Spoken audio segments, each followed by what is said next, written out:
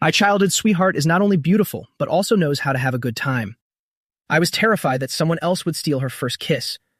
So, on the night before I went abroad, I pinned her against the wall and kissed her passionately. After having my fill, I boarded the plane with my parents without even a backward glance. Later, I heard rumors that the proud little princess of high society had developed a severe trauma regarding physical intimacy. From then on, not a single man could ever get a kiss from her again. The day I returned home, my parents told me to pick her up for dinner, just to keep up appearances in front of the elders. Reluctantly, I gave her a call. At that moment, in a private room, Lin Qingye was partying hard with a group of classmates. That guy Ning Sang, sitting next to her, saw an unknown number calling and casually held the phone out to her. "Qingye, you have a call." Lin Qingye just gave it a cold, indifferent glance and completely ignored the phone. "Hang up." Ning Sang nodded in understanding and ended the call. He thought to himself, it's probably just another simp hopelessly in love with the school beauty. Damn it. I immediately flared up. Lin Qingye actually dared to hang up on me. She's really asking for it. 2 minutes later, I pulled up and parked right outside the Da bar. Repressing the rage inside, I dialed Lin Qingye's number once more. This time she didn't hang up, but it just kept ringing with no answer. Finally, I couldn't take it any longer, kicked the bar doors wide open, and stormed inside in a blind fury. But as I rushed toward the elevator, it suddenly hit me that I had no idea which private room Lin Qingye was in. Thinking of that, I took a deep breath, called Lin Qingye for the third time. To my surprise, it was answered immediately, but the voice on the other end belonged to a man. I was just about to start cursing him out when the person on the other end spoke in an incredibly arrogant tone. "Listen here, classmate. Don't you have any self-respect? Miss Lin doesn't even want to answer your calls, so why do you keep clinging on like a pest?" I froze in my tracks. Who the hell does this guy think he is? Interfering in Lin Qingye's business like that. "Hello, I'm looking for Lin Qingye. I need to speak with Lin Qingye. Could you please hand the phone to her?" "Humph," he sneered. "What class are you in? Do you even know who I am? How dare you speak to me in that tone?" I couldn't help but roll my eyes, like I give a damn who you are. "Tell me your room number right now. I'm here for Lin Qingye." Ning Sang exploded in anger. "Fine. If you've got the guts, come up. I'm in SVIP 888. Let's see what you can do. I'll be waiting." With that, I hung up and charged straight upstairs. Ning Sang was stunned. Was this guy insane? Actually daring to hang up on him. It'd show this kid exactly how he deals with people later. While he was plotting his revenge, Lin Qingye walked out from the restroom within the private suite. Seeing her phone in Ning Sang's hand, Lin Qingye's face went cold. "Who gave you permission to touch my phone?" At those words, Ning Sang's heart skipped a beat, and he hurriedly explained, "Sorry, Qingye. I won't do it again." In the corner of the room, the boys who were usually bullied by Ning Sang were all secretly laughing at him. Lin Qingye didn't bother with him anymore and snatched her phone back from his hand. But just as she was about to leave, the door to the room was suddenly kicked open. In the next second, the room was instantly filled with high-pitched screams from the girls inside. "Oh my God, who is this guy? He's so incredibly handsome. That perfect face, that powerful aura, and that perfect body. I'm dead. I think I'm falling in love." Hearing the girls gossiping around her, the corner of Lin Qingye's mouth flickered with a barely perceptible smile. I was about to step into the room, but Ning Sang stepped forward to block my path. I stopped and glared at him coldly. "What do you want?" Ning Sang lifted his chin with a look of pure contempt. Is this the kid who was looking for Qingye? The moment I heard that voice, I knew immediately he was the idiot from the phone. Suppressed the urge to get physical. "Does this concern you? Get lost." At that, Ning Sang turned to look at Lin Qingye. "Qingye, who is this guy? Is he your friend?" Flash of mockery appeared in Lin Qingye's eyes. "Never met him." My face instantly darkened. "Lin Qingye, have you lived long enough? Are you looking for trouble?" Hearing me say that, Ning Sang immediately became even more arrogant. He turned and stood right in front of me. "Since Qingye doesn't know you, don't even dream of stepping through this door." I curled my lip into a cold sneer. "And what if I insist on coming in today?" Ning Sang was choked by my attitude. "Do you have any idea who I am? Daring to challenge me with that tone. Kneel down and apologize right now. Otherwise, I'll make sure you regret it forever." I looked him up and down with a smirk. Just a pampered rich boy who doesn't know the real world, only relying on his family's name to bully others. You're quite interesting. Most people like to hear sweet talk, but you're practically begging me to expose your flaws in public. Is your life just too comfortable, that your brain has gone completely soft? As soon as I finished, inside the private room, uncontrollable giggles broke out. Ming Sang whirled around with a furious glare, and the laughter died down instantly. Ming Sang took a step forward, glaring at me fiercely. Apologize to me right now. Or don't blame me for being ruthless. I curled my lip in total disdain, spread my hands. I'd actually love to see it. Show me exactly how ruthless you plan to be. Ning Sang gave a sinister smirk and reached out to grab my shoulder.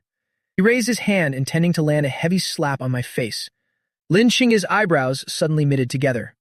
Almost instinctively, she bolted upright, as if she were about to step in to help me.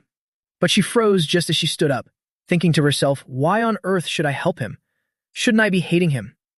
Before Lin Qingya could even process her thoughts, another sharp slap echoed through the room.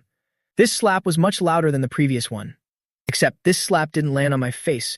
It landed squarely on Ning Sang's face. That's when Lin Qingya snapped out of it, remembering that with my fighting skills. She didn't need to protect me at all. Everyone around us was stunned, and they all gasped in unison. Good Lord, what a sight to behold. It was the first time they had ever seen Ning Sang get slapped right across the face. You actually dared to hit me. Ning Sang was shaking with pure rage. You really dared to lay a hand on me. I swung my hand and delivered another slap to Ning Sang. The boys who had already been fed up with Ning Sang started chuckling under their breath. Man, this scene is as satisfying as it gets. Right? This feels so good. I've wanted to punch him for a long time. I just didn't have the guts. I grabbed Ming Sang by the throat with one hand and slammed him against the door. A cold smirk played on my lips. Hey, Mr. Rich Boy, I'm warning you. If you dare touch me again, I'll snap your arm right off. The corner of Lin Qingya's mouth twitched upward, thinking to herself that this guy hadn't changed at all, never letting himself take a loss, even for a second. As if sensing her thoughts, I frowned and looked over at Lin Qingya. Enjoying the show? Get your butt over here right now. The entire room suddenly fell into a dead silence. Everyone's eyes darted between Lin Qingya and me. Who on earth is this guy? Daring to talk to our school beauty like that? Has he lost his mind? Who could have guessed that Lin Qingya would actually saunter over, under everyone's utterly shocked gazes? She approached. She's coming. She's actually coming. Everyone was floored. The school beauty Lin was actually walking over there, and she even looked quite obedient. What the hell is going on? Ning Sang was frozen in terror, his heart thumping as he stared at me. What kind of relationship do this guy and Lin Qingya have? Lin Qingya stepped beside me and called out, Muga, I see you still have that fiery temper. It hasn't changed one bit. I let go of Ning Sang and looked Lin Qingya up and down. If you can't use your eyes, why don't you donate them?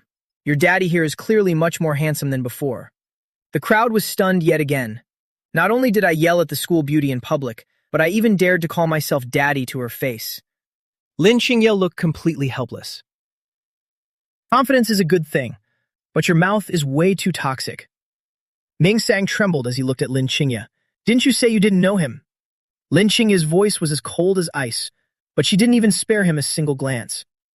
Ming Sang, I've warned you more than once that when I'm speaking to someone, I don't like a third party interrupting. Sorry. Ning Sang quickly apologized in fear. I was immediately speechless. This guy was as arrogant as an emperor in front of me. But how did he turn into such a servant the moment he stood before Lin Qingya? Lin Qingya, I seriously suggest you get your eyes checked. How could you even consider this kind of guy for a boyfriend? Believe it or not, I'll go tell your dad right now. Let's see how he deals with you. Lin Qingya chuckled softly. Muga, there's a saying that you have no right to speak without investigating. My standards are very high. Not just anyone can be my boyfriend. Hearing that, I nodded. Well, finally a sentence that makes sense. I was about to pull Lin Qingya away when she suddenly looked at Ming Sang and coldly uttered two words. Apologize. I was stunned for a moment, staring blankly at Lin Qingya. My God, this girl is actually breaking her rules to stand up for me? I thought to myself, it's only been half a year. Has Lin Qingya already started to show some sentiment? Ning Sang's face turned as red as a pig's liver. If we were in private, he would have knelt down and begged for mercy long ago. However, Ning Sang glanced at his classmates in the room, almost all of whom had been bullied by him before. If he were forced to apologize in front of everyone now, where would a rich young master like him hide his dignity? Qingya. Ning Sang looked at Lin Qingye with both embarrassment and fear. About that. I put on a face that said I was enjoying the drama. What I? Where's that arrogance from earlier? Keep being crazy, why don't you? Lin Qingye's voice immediately dropped a few degrees. Do you not understand human speech? Ning Sang was in a total panic. He could only swallow his pride, look at me and say, sorry. Internally, I was ecstatic. I love seeing cowards like this getting humiliated. So I deliberately dug at my ear. What was that? Speak up a bit. I didn't hear a thing. Lin Qingye gave Ning Sang a weary glance. He said he didn't hear anything. Ning Sang took a deep breath and yelled at the top of his lungs, I'm sorry. Are you satisfied now? I slowly shook my head. Nope. Lacks sincerity. Do it again. Ning Sang was so angry he could barely breathe. You'd better stop looking at me with that gaze, as if you're the one being bullied. Ning Sang clenched his fists so tightly that his nails dug deep into his palms, but he had no other choice. In front of Lin Qingye, he didn't dare to be even slightly arrogant. Finally, he had to take another deep breath and force a sincere expression while looking at me. Sorry, are you satisfied? I nodded slightly. Good. Very good, that was music to my ears, but I absolutely will not forgive you. I rolled my eyes, glanced irritably at Lin Qingye and said, let's go. Making this young master come all the way up here to catch you. Lin Qingye gave everyone in the room a cold stare, and leaving then. Everyone in the room immediately bowed and agreed in unison. Have a safe trip, Miss Beauty. Goodbye, goodbye. As soon as we stepped into the lobby outside, I glared at Lin Qingye in anger. Stop the nonsense. Tell me, how do you plan to compensate me for today? I asked crossly. If it weren't for you, would I have had to take a slap from that Ning guy or whatever his name was? Lin Qingye didn't even bother to look at me and just kept strolling along. Didn't I just help you vent your anger? What else do you want? I immediately bristled like a cat whose tail had been stepped on. Every action has a reaction. If it weren't for the trouble you caused, would I have been slapped for no reason? Lin Qingye leisurely pressed the elevator button. So, how exactly do you want me to compensate you? A sly smile played on my lips. Simple. Promise me 3 unconditional favors. But as for what they are, I haven't decided yet. I'll collect them from you later. Lin Qingye looked at me with pure disdain. Are you a rogue or a bandit? I lifted my chin, looking incredibly arrogant. Like you care what I am. Keep talking trash. Believe me, as soon as we get home, I'll tell everyone exactly where this slap came from. I threatened her smugly. Uncle Lin dotes on me like I'm his own son. There will definitely be a show for you to watch then. This move of mine had truly hit Lin Qingye's weak spot, and she was forced to grit her teeth and compromise. Deal. I smugly lifted my chin, triumphant smile on my face. That's more like it. Then I swaggered into the elevator after Lin Qingye. Coincidentally, today was Saturday, and even though it was already 8 p.m., streets outside were still as congested as a giant parking lot. Just as we stepped onto the street, I spotted a pharmacy by the roadside and reached out to tug at Lin Qingye's arm. I pointed toward the pharmacy and gave a direct command. Hurry up and go buy me 2 ice packs. Otherwise, this swelling on my face definitely won't go down before we get home. Lin Qingye was completely unmoved and gave a soft, cold chuckle, turning her head to stare at me with zero emotion. With a heavy sighing voice, she said, Muge, do you really have no self-respect left in you? In this entire world, you're the only one who dares to boss me around so shamelessly. Ignoring her, I waved my hand impatiently. Stop talking. Just go buy them. Because since we were kids, I've always found her annoying, so when we're alone, I've always treated her with zero politeness. I shot back bluntly. Don't you forget. My injuries are all thanks to you. So asking you to run a little errand isn't asking too much, is it? I added another incredibly arrogant remark. Being an errand girl for a handsome guy like me is a total honor for you. So get moving and go buy them. Lin Qingye's lip twitched, a half smile on her face. Muji, your skin is certainly getting thicker by the day. You're also getting way too confident. I made a show of flicking my hair back like a heartthrob. That's a given. Everything you have, I have too. And I have things you don't even have. So why shouldn't this young master be confident? As Lin Qingye turned to walk toward the pharmacy, she couldn't stop her sarcasm.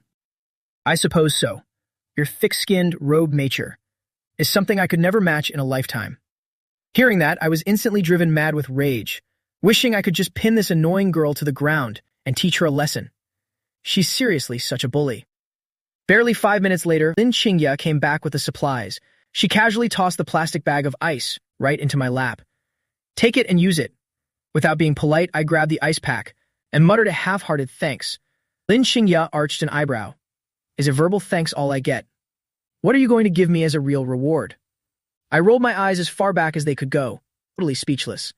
Can't you tell that was just a courtesy? While I was racking my brain, trying to think of a comeback, she suddenly switched the topic. Hey, isn't school over there about to start? Why at a critical time like this? Are you still wandering back here? I pouted irritably. You think I wanted to come back? It's just because my parents secretly finished all the transfer paperwork for me to return home. Everything's already been settled. Every time I thought about this annoying business, my heart felt uneasy with frustration. Even now, I don't even know which school. They've dumped me into back home. After hearing that, Lin Xingye's eyebrows furrowed deeply. The domestic and foreign curricula are so different.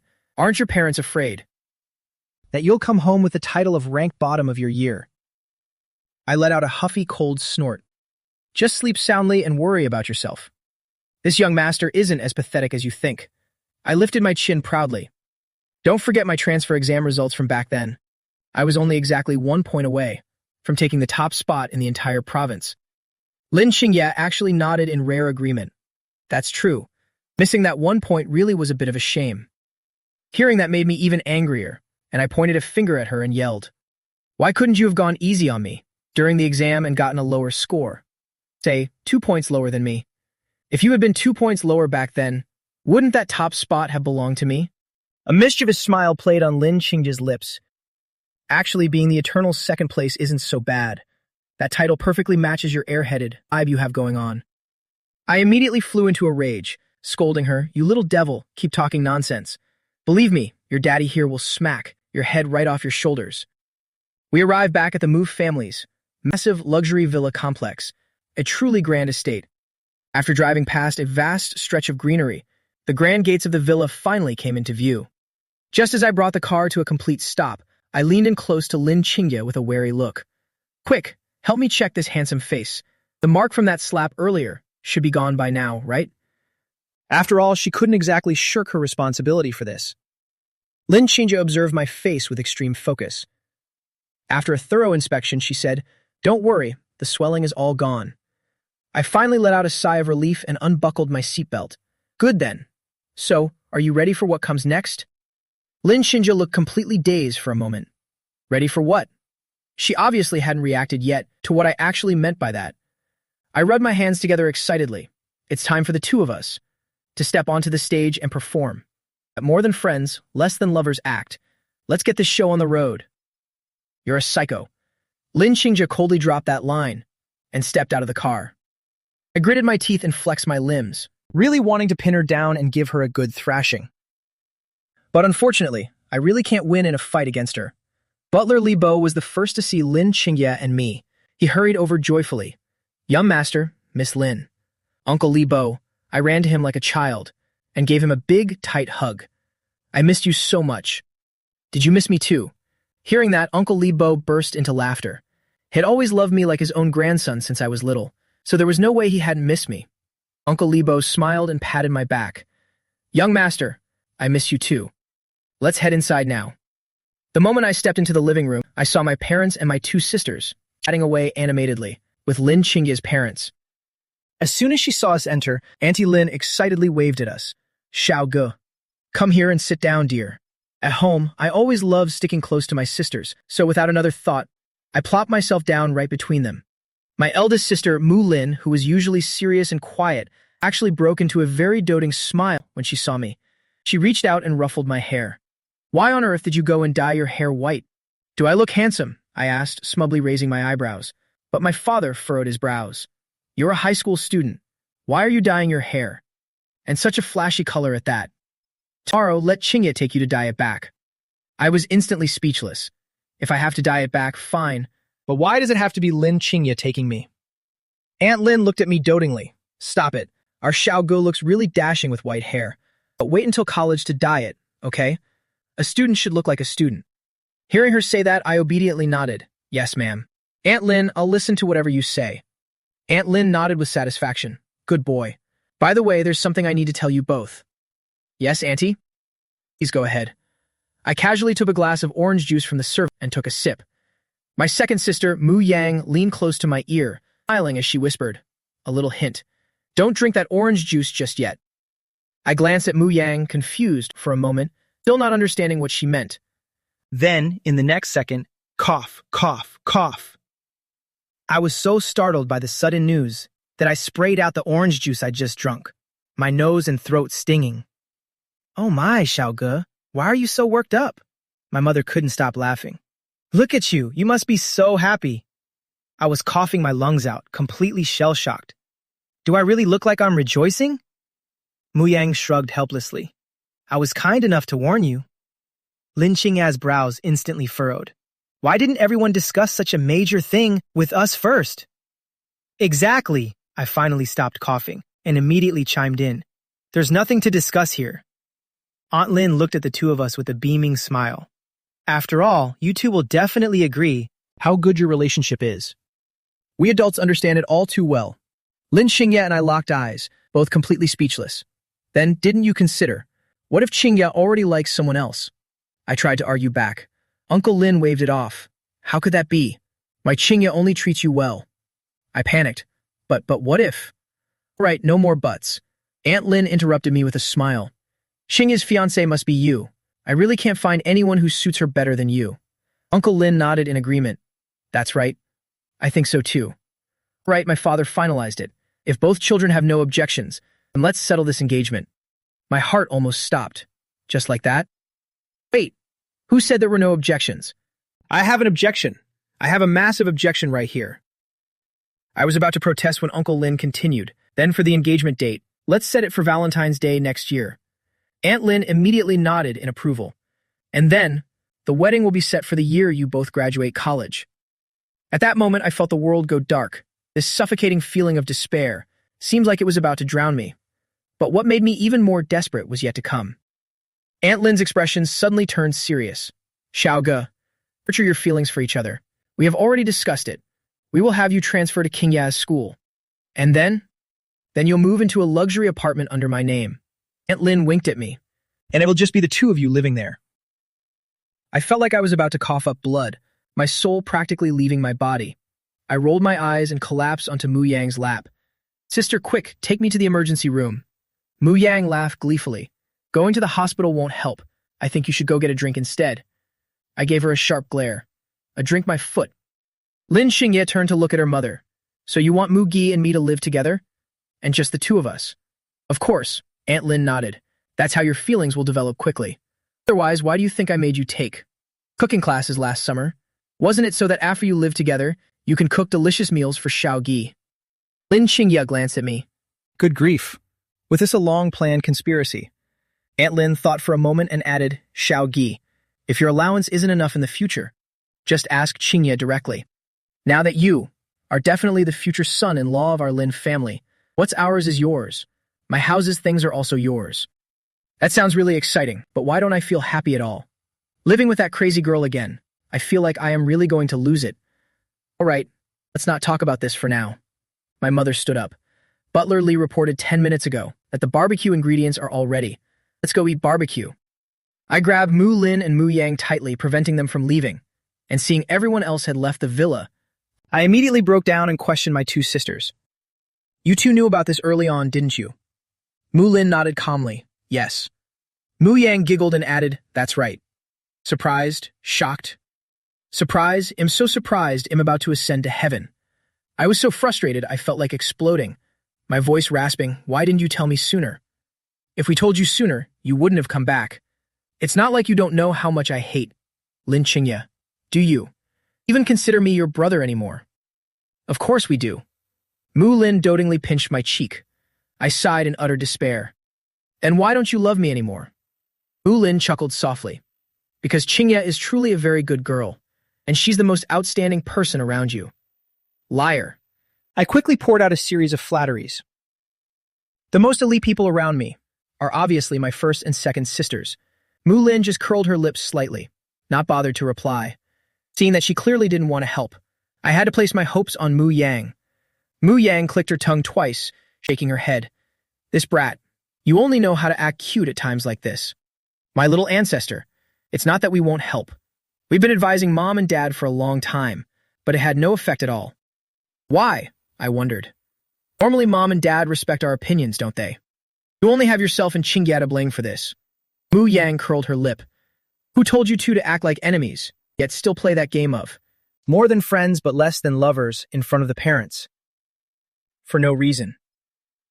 The result is they all think you have deep feelings, and you're just shy because adults are around. So you don't dare to confess. I was completely speechless. Isn't this just digging my own grave? But as I thought about it carefully, my second sister's words suddenly made me find a loophole. If Lin Qingya and I had shown our mutual hatred openly since childhood, then this marriage wouldn't happen, right? So now I'll go and tell our parents. The real relationship between Lin Qingya and me is. Just as I was about to storm outside, Mu Lin's cold voice rang out behind me. Stop. In this house, I love my first sister most, but I also listen to her most, and of course, am most afraid of her. So the moment I heard Mu Lin speak, I immediately sat back down on the sofa obediently. Mu Lin frowned. Have you considered that? If you go and lay your cards on the table now, it will not only make it awkward for the parents, but also break their hearts. I wailed miserably. So, I just have to grin and bear it? Exactly. Mu Lin said firmly, since you perform the play, you must bear the consequences yourself. Don't try to blame others whenever something happens. I wanted to cry, but no tears came, so I could only stand up slavishly. You two go out first. Mu Lin stood up. You two come out quickly as well. With that, she headed out first. As soon as the eldest sister left, Mu Yang also prepared to stand. But I grabbed her arm tightly. You can't go. Oh, daring to be fierce now. Mu Yang tapped my head. Try being fierce with our eldest sister if you're so brave. I wouldn't dare. I immediately chickened out. You know, in this life, besides being poor, I'm most afraid of my eldest sister. Kind second sister, please help me think of something. What should I do now? There's no way. This is what you and Qingya brought on yourselves. You just have to bear it. Mu Yang shrugged, and I was both frustrated and anxious. If you don't help me, tragic incidents will happen. Mu Yang was instantly intrigued. Tell me about it. I snorted coldly. I will find every way to perish together with that crazy girl, Qingya. Second, Lin Qingya will be beaten to death by me. Please, at your level, you could only win a verbal argument. I don't believe you'd win a fight. Mu Yang had a look of disdain. Even though both you and Qingya have karate black belts, you're only a first degree, while she's already a third degree. The gap is not just a small one. Lin Qingya right now can easily beat you until you're convinced heart and soul, just like how you used to bully her as a kid, believe it? My face instantly fell. I know. Is there really no other way? No way. Mu Yang shrugged again. My power is insufficient for the task.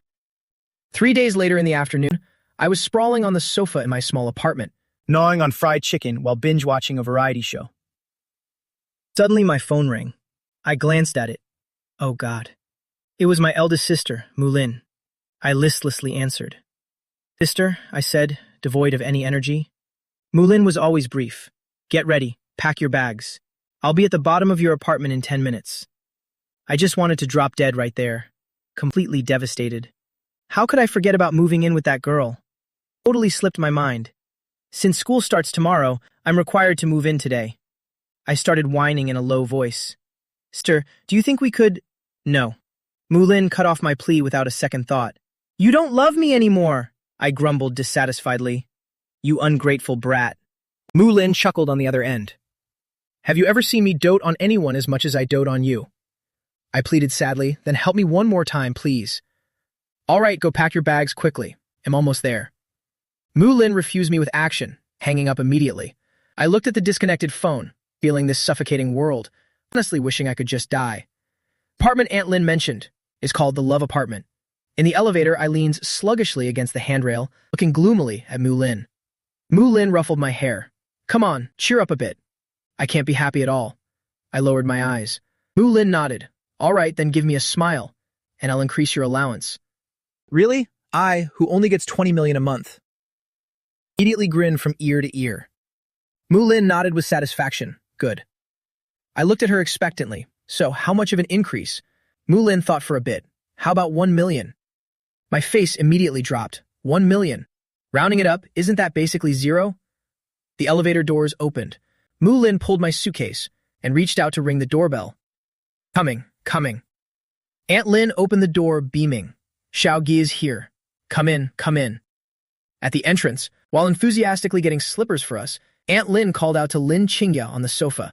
Qingya, stop playing. Go get a bottle of mineral water for Mu Lin, and the Coke that Xiao Gi likes too. Mu Lin, I didn't remember wrong, did I? You only drink mineral water, right? Mu Lin nodded. Thank you, Auntie. I also quickly suppressed my negative emotions, pretending to be obedient. Thank you, Auntie. Aunt Lin said with a chuckle, I've told you so many times, there's no need to be so polite with me. It only managed 2 sips of Coke, before Aunt Lin and Lin Qingya pulled me up from both sides, yanking me to my feet. Oh, that's right. I haven't shown you to your room yet. Standing before a door, Aunt Lin pushed it open excitedly. Ta-da, this is your room. I was immediately stunned by the room before me. It was in the warm tones I liked most. Thank you, Auntie. Just as I was about to say it, a bolt of lightning seemed to strike my mind. I looked at Aunt Lin in disbelief, my voice beginning to tremble. Our room. What? Auntie, what are you doing? I thought, Auntie, you're not joking, are you? Lin Qingya was also startled. You're taking this too far. How am I being too much? Isn't this great? For your and Xiao Gi bedroom. I specifically found the most famous architect in the country to design it. Aunt Lin immediately looked unhappy. Instead of being grateful, you dare to shout at me. How did I give birth to such an ungrateful child? If I could choose, I would have wanted a good son like Xiao Gi. Heh. In an instant, I, who was full of objections, immediately didn't dare to say a single word. Lin Qingya saw her mother was actually a bit angry, so she had to shut up and didn't dare to argue. Seeing this, I almost burst out laughing. Serves her right for always annoying me. You got scolded. Serves you right. Aunt Lin looked at me and explained, Xiao Gi. I arranged it like this, mainly so you and Qingya can nurture your feelings. She continued, besides, didn't you two share a room when you were little? You even stayed together for years. Of course I remember back then our beds were right next to each other, less than half a meter apart. As I was thinking, I suddenly realized that in the room we're about to stay in, the distance between the beds is also less than half a meter. My heart aches. Why does history always repeat itself in such an incredible way? But, Auntie, I tried to squeeze out a polite smile, doing my best not to frown. I continued shamelessly, but as you said, that was when Qingya and I were little. We're all grown up now, men and women should keep their distance. I was already broken enough, and now they're forcing us to share a room. I thought to myself, is life trying to force me to become a psycho? This pace is meant to drive me crazy. Back then, when that crazy girl lived at my house, why did the two of us fight at least once a day on average? Wasn't most of it because we shared a room, always seeing each other no matter what? It would be weird if we didn't fight. Oh, it's fine. Aunt Lin waved her hand dismissively. As long as you don't sleep in the same bed, it's not considered improper. Fine, I thought to myself, I can't argue with that logic. Lin Qingya, beside me, also closed her eyes tiredly. Aunt Lin added further, besides, after you two get married later, you'll definitely have to sleep together anyway. Getting used to it now is a good thing. It's better to be prepared than not, right? I was in utter despair, frantically signaling Lin Qingya with my eyes. Say something. Is there anything else you two want to say? Aunt Lin asked, looking at us with narrowed, smiling eyes. Tears were flowing like a river in my heart. I wanted to speak but didn't dare, so I could only squeeze out, no, that's all. Lin Qingya also shook her head resignedly. No, that's all. Good, then Mu Lin and I will head out. Won't bother you two anymore. After Aunt Lin finished speaking, she couldn't help but chuckle herself. I was full of questions, thinking, Auntie, what on earth are you imagining, to be laughing so happily? This peaceful coexistence with your beloved daughter is all fake. It's all just an act. Before leaving, Aunt Lin handed me a credit card, with a 500 million limit telling me to spend freely, not to be polite. Initially, of course, I refused to take it, but I really couldn't resist Aunt Lin's enthusiasm, so I had to accept the 500 million allowance per month. I thought, Qingya's mother is way too generous. After seeing Mu Lin and Aunt Lin off, Lin Qingya and I went back into the apartment. Standing at the door to enter the code, I muttered, your mom is really considerate. The password is our birthdays combined. In the living room, Lin Qingya spoke to me while I was drinking Coke.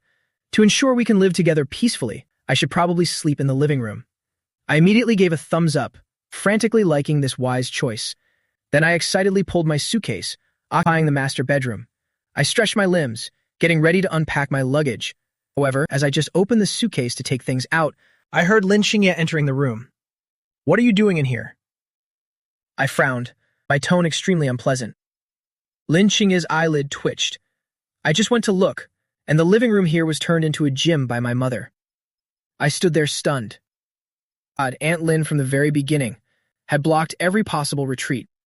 Lin Xingye stood before me, and in a voice that brooked no argument said, "You moved to the study." I almost smashed the suitcase in my hand into her head. "On what grounds are you making me move to the study? Just go if you're going to go." Lin Xingye replied with flawed logic, "Because this is my house. It's the house my mother bought." I didn't budge. "Now it's my house too." Lin Xingye clearly faltered. "Since when did this become your house?" I laughed triumphantly. "Your mom said so. In the future son-in-law of the Lin family. So what's yours is mine." I stood up and spread my arms. "If we round it up, isn't it all the same?" "Round it up?"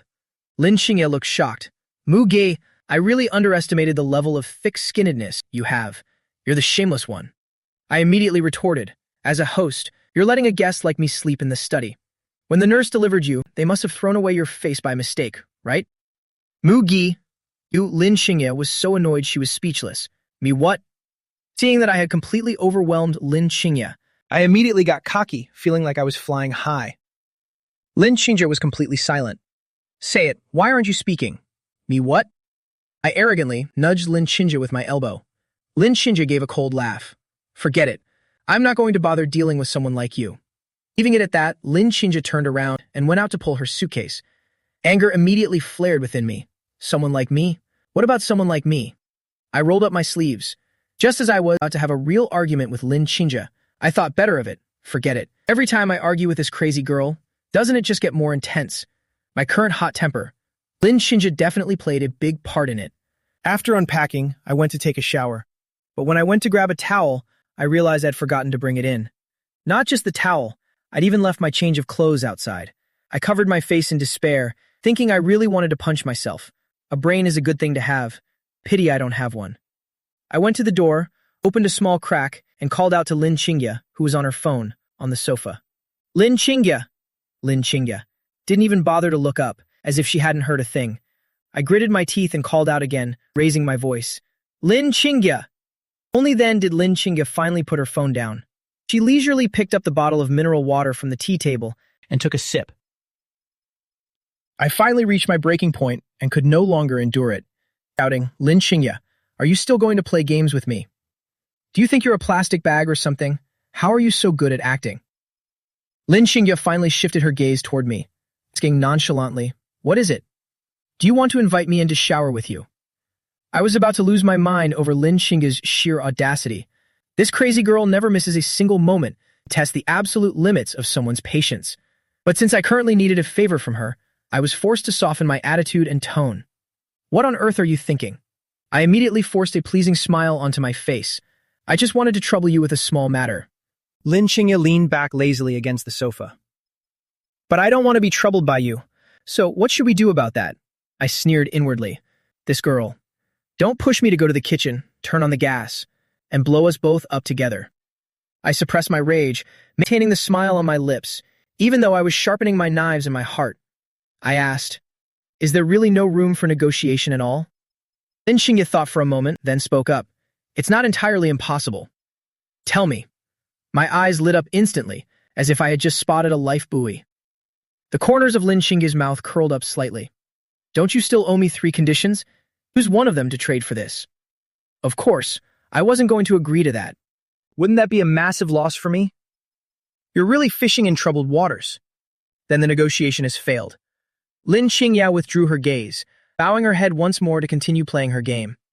"Great Miss Lin, great school beauty Lin. I was just joking with you," I said with a smile that didn't reach my heart. My face looked like I wanted to hack her to pieces, but my mouth said, "Let's just happily decide on that." I thought to myself resentfully, "Fine, just you wait and see. A gentleman's revenge is never too late, even after 10 years. Wait until the day you have to beg me, and see how I'll torment you, until you forget your own last name." Lin Xingye finally put her phone down and asked, "What do you want me to help with?" I scratched my head awkwardly. Well, I didn't bring my towel and pajamas in. Could you help me get them from the bed? Lin Xingye looked at me with a serious expression. You're asking me to get your pajamas for you? That's right, the pajamas. I wondered to myself, what is it? Isn't it just picking up some clothes? It's no big deal. Holy crap. Wait, I suddenly realized. The pajamas I left on the bed were that set. And also, one more thing. That. My face suddenly flushed bright red, overwhelmed with unbearable embarrassment. Actually, just help me get the bathrobe from the closet. It's in the top right compartment.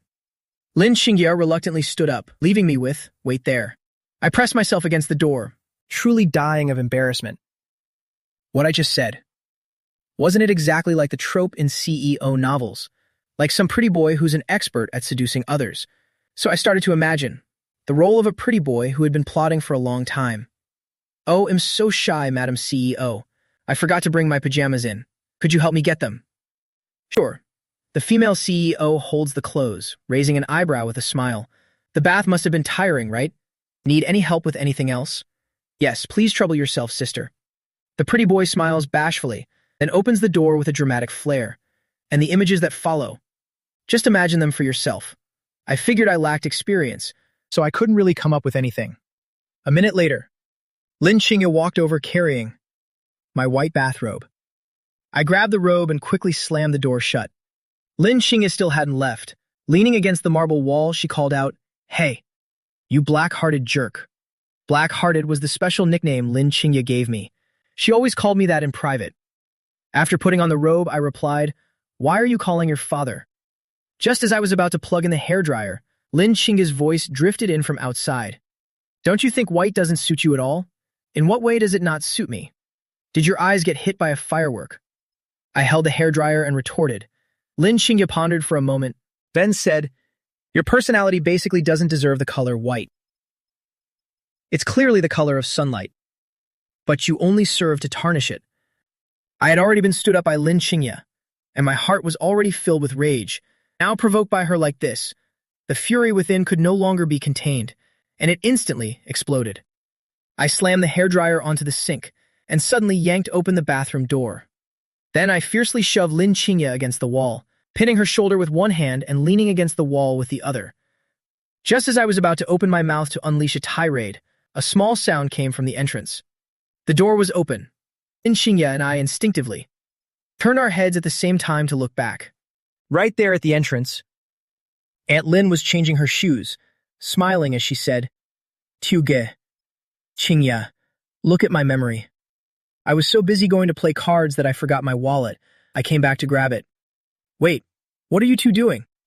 The words following Aunt Lin's question immediately cut off when she saw the posture between me and Lin Xingye.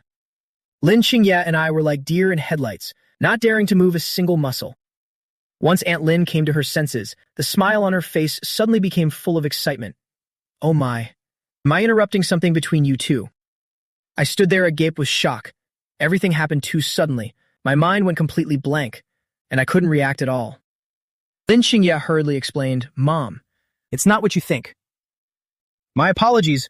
I'm leaving right now. Leaving this instant."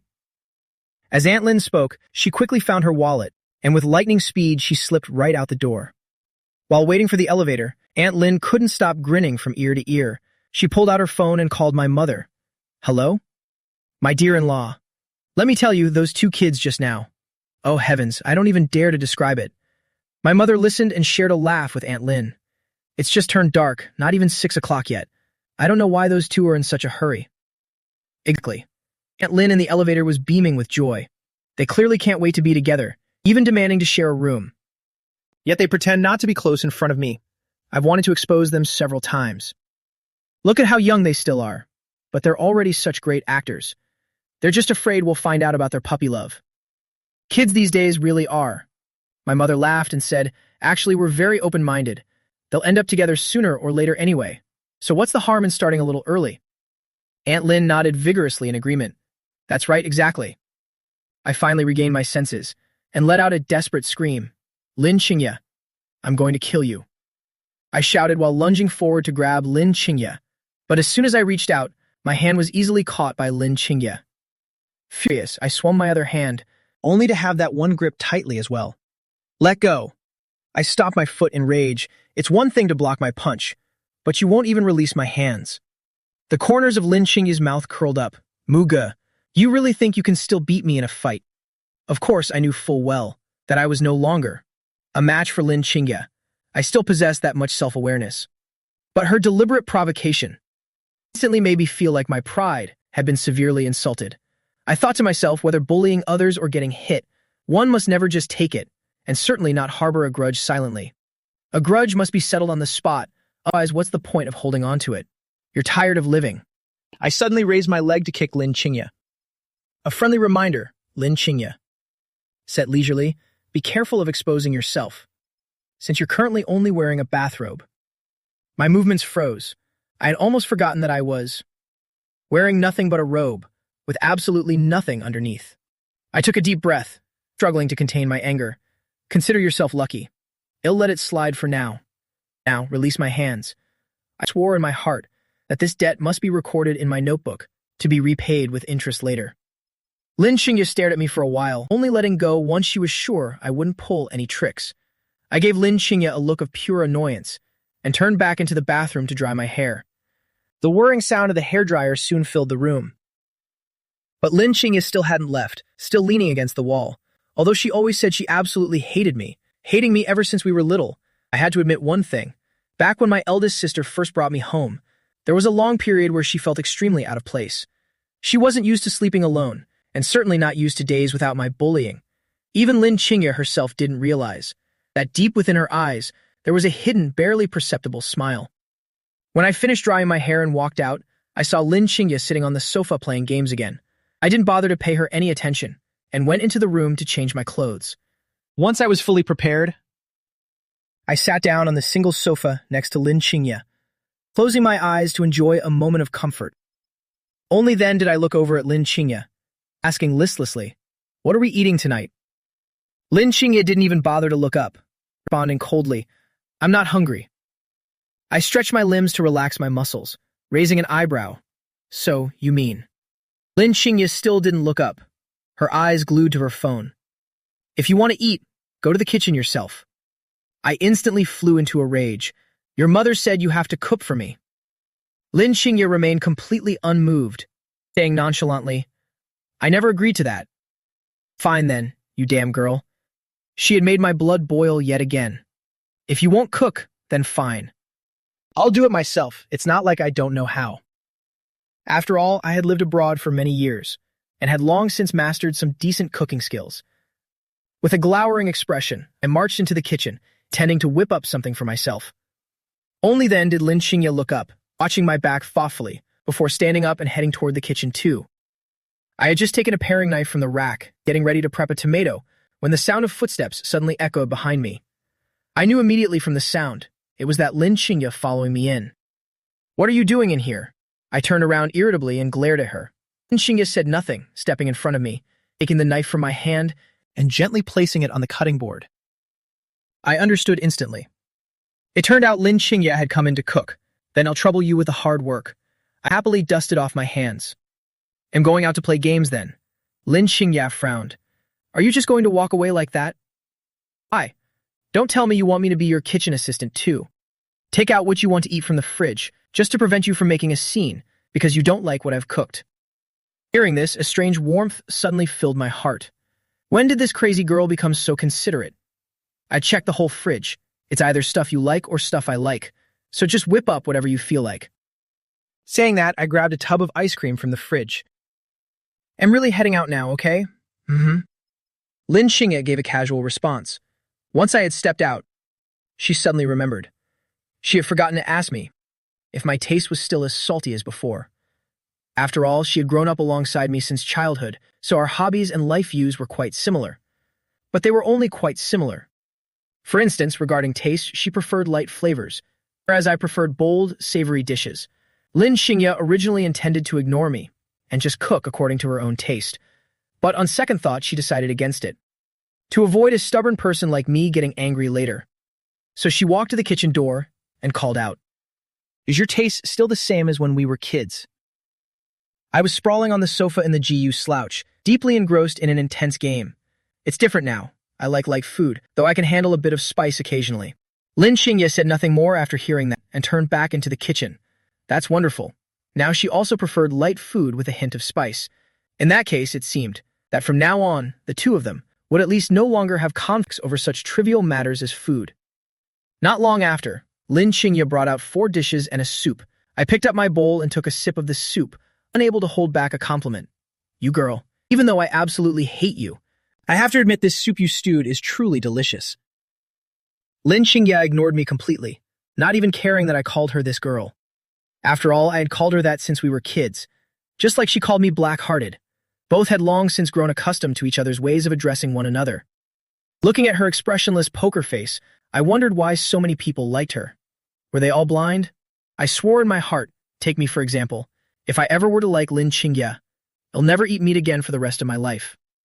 My family upbringing had been very good since childhood. Parents always taught me to be grateful and to understand one another. So after finishing the meal, I proactively took it upon myself to wash the dishes.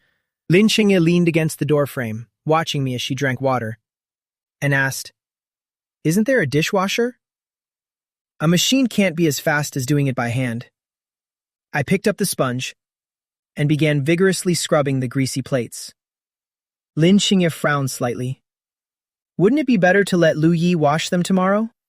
For trivial chores like washing dishes, let's not trouble Lu Yi further." Lin Xingye seemed to realize something, suddenly asking me, "In those years you spent abroad, I suppose you rarely hired any help, did you?" "Not necessarily," I answered offhandedly. "I still hired someone to come once a week, but I did everything within my ability myself." Lin Xingye gave a soft, "Oh," then walked out of the kitchen with her water bottle. I suddenly felt as if I had just been talking to the thin air the entire time. At 6 o'clock the next morning, I was still deep in a peaceful slumber. Suddenly, Lin Xingye's voice rang in my ear. "You black-hearted jerk, get up now. Who is it, chirping so early and giving me a headache?" I irritably rolled over, trying to burrow deeper into the blankets. Lin Xingye gave me a cold glance, and without hesitation she whipped the blanket right off me. I immediately flew into a towering rage. With my hair as messy as a bird's nest, I sprang up from the bed like a coiled spring. I grabbed the pillow in my hands and hurled it at Lin Xingye with all my might. I screamed at her, "What do you think you're doing? I was sleeping perfectly fine. Why are you waking me up? Do you want me to hand you a gas tank right now, or what?" Lin Xingye caught the pillow effortlessly, then tossed it right back at me. "Mugi, have you slept yourself into a stupor? Did you forget that today is the first day of school?" With a soft thud, the pillow landed squarely on my head, instantly snapping me halfway into alertness. I said sheepishly, "My apologies. I completely and utterly forgot." Lin Xingye looked at me, completely speechless. "Then get out of bed, brush your teeth, and wash your face, and go change into your uniform." I glanced around the room, asking dazedly, "Where's my uniform?" At the end of the bed. Lin Xingye gave me a look of pure disdain. "Are you blind or something?" My blood started boiling again. "Lin Xingye, you're really asking for a beating." As for breakfast, Lin Xingye had prepared fried dough sticks, soy milk, and sandwiches, along with some boiled eggs. Good grief, these were all the things I loved most. And it just so happened they were also Lin Xingye's favorites. I thought to myself, though our personalities didn't quite mesh, we were surprisingly on the same page regarding many other things. After finishing breakfast, I habitually grabbed a cup of yogurt from the fridge, intending to drink it on the way. Seeing what I was doing, Lin Xingye's brow furrowed slightly. She instinctively looked like she was about to say something. Anyone who knew Lin Xingye knew she was a total neat freak, who absolutely loathed anyone eating in her car, regardless of whether the food had a scent or not. Even her best friend, Jiang Ruoxue, wouldn't dare to be so bold. "What are you standing there for?" Standing at the entrance, I called back to Lin Xingye, "Time for school. Why are you just standing there in a daze?" But I had absolutely no idea about her strict rule against eating in the car. Lin Xingye had intended to tell me, but she swallowed the words back down and ended up saying nothing at all. An hour later, at Van Than Private Academy, as soon as Lin Xingye drove through the school gates, it instantly caused a stir among the male students. "Whoa! Look, the school beauty Lin is here." I suddenly feel full of energy again. I feel like the world is such a beautiful place. Even though Lynn never spares me a single glance, I'm still absolutely head over heels for her. Hey you guys, Lynn really is top tier. She doesn't bother with dating, and doesn't let any guys even get close to her. Inside the car, I slurped the last bit of yogurt, threw the spoon back into the cup, planning to toss it out once I got out of the car. I thought to myself, this is no joke. This really lives up to its name as the top private school in the country. It's truly stunning. Even along both sides of the driveway, rows of pink cherry blossom trees were planted. This school looks quite romantic too. Lin Xingya parked the car steadily, right in her designated private parking spot. Then turned to me, "Get out of the car." As I unfastened my seatbelt, I asked her, "This school is so huge. How long does it take to walk to the lecture halls?" Lin Xingya gave me a look of complete indifference.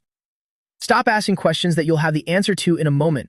Asking things like that just makes you look stupid." With that, she directly opened the door and stepped out of the car.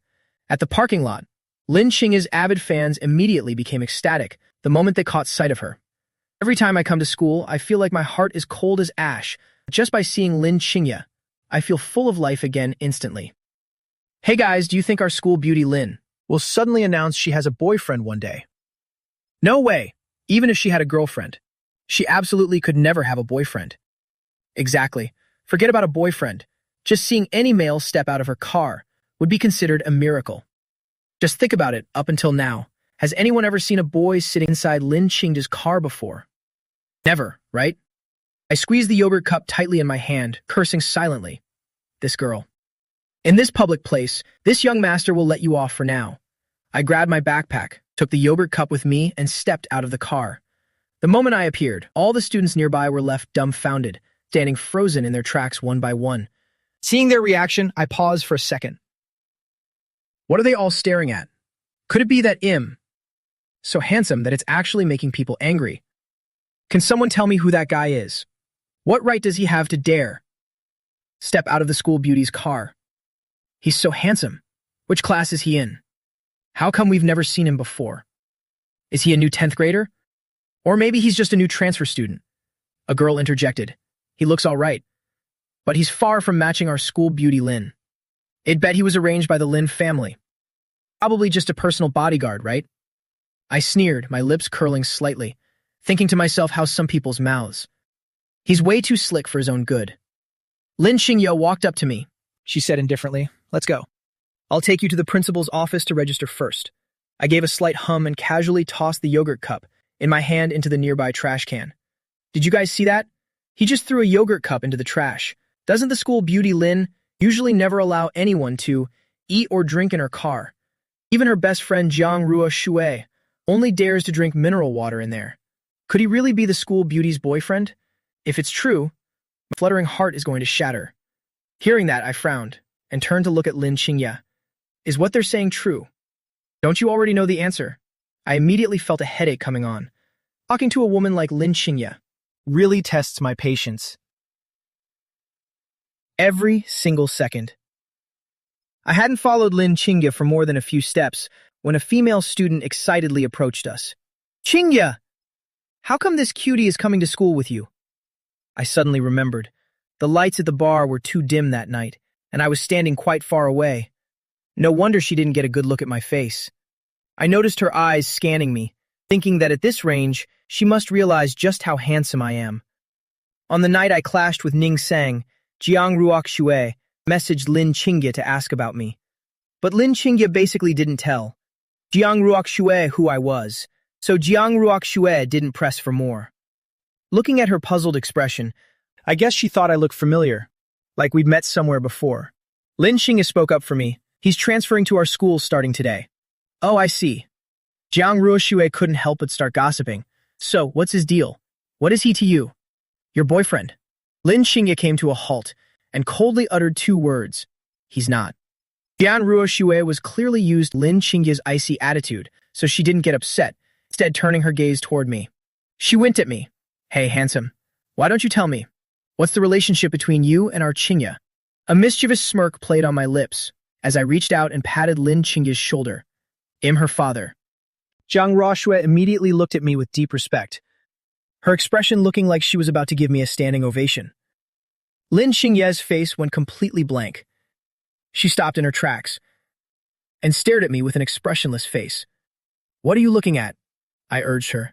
"Class starts in 15 minutes. Hurry up and take me to the principal's office." With that, amidst everyone's shocked gazes, I grabbed Lin Xingye and pulled her along. Lin Xingye glanced around at the surrounding students and, seemingly out of respect for me, let me continue dragging her. Zhang Ruoxue stood frozen, doubting if she was even awake or if she was still dreaming. The curious crowd all stood with mouths agape, some looking like they'd seen a ghost, others in sheer disbelief. Who the hell is that guy? He actually dared to be so disrespectful to the school beauty. He's lucky she didn't have him dealt with on the spot, yet she's just submissively following him. It's good to be alive, witnessing a scene that even the devil himself wouldn't expect. And beneath the cherry blossom tree outside the crowd stood an incredibly beautiful young woman. A warm and pleasant smile graced her lips as she watched my retreating figure. A gentle breeze brushed past, and countless cherry blossoms fluttered down from the tree, swirling around the girl, before slowly settling. Quite a few petals landed on her dark blue uniform, and on the left side of her jacket rested a school badge in the shape of black wings, with 3 words clearly engraved: Mei Xinyan. Principal already knew that I, the Mu family's heir from the 4 great families, would be transferring here today, so he'd been waiting in his office since early morning. Because at Yuncheng Academy, the 4 great families each hold a 10% stake, so the principal naturally didn't dare neglect me.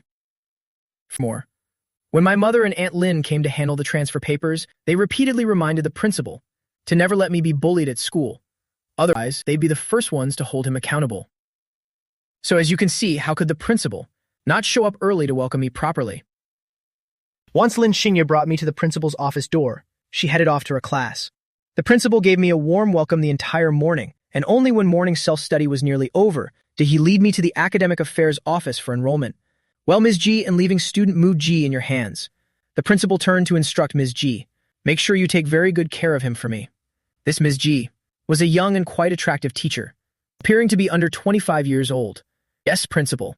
After Ms. Ji responded, she shifted her gaze to me. She smiled and said, "So, Mu Ji, if you have any issues with your studies in the future, feel free to come to me anytime." I nodded quickly and replied politely, "Thank you, Ms. Ji."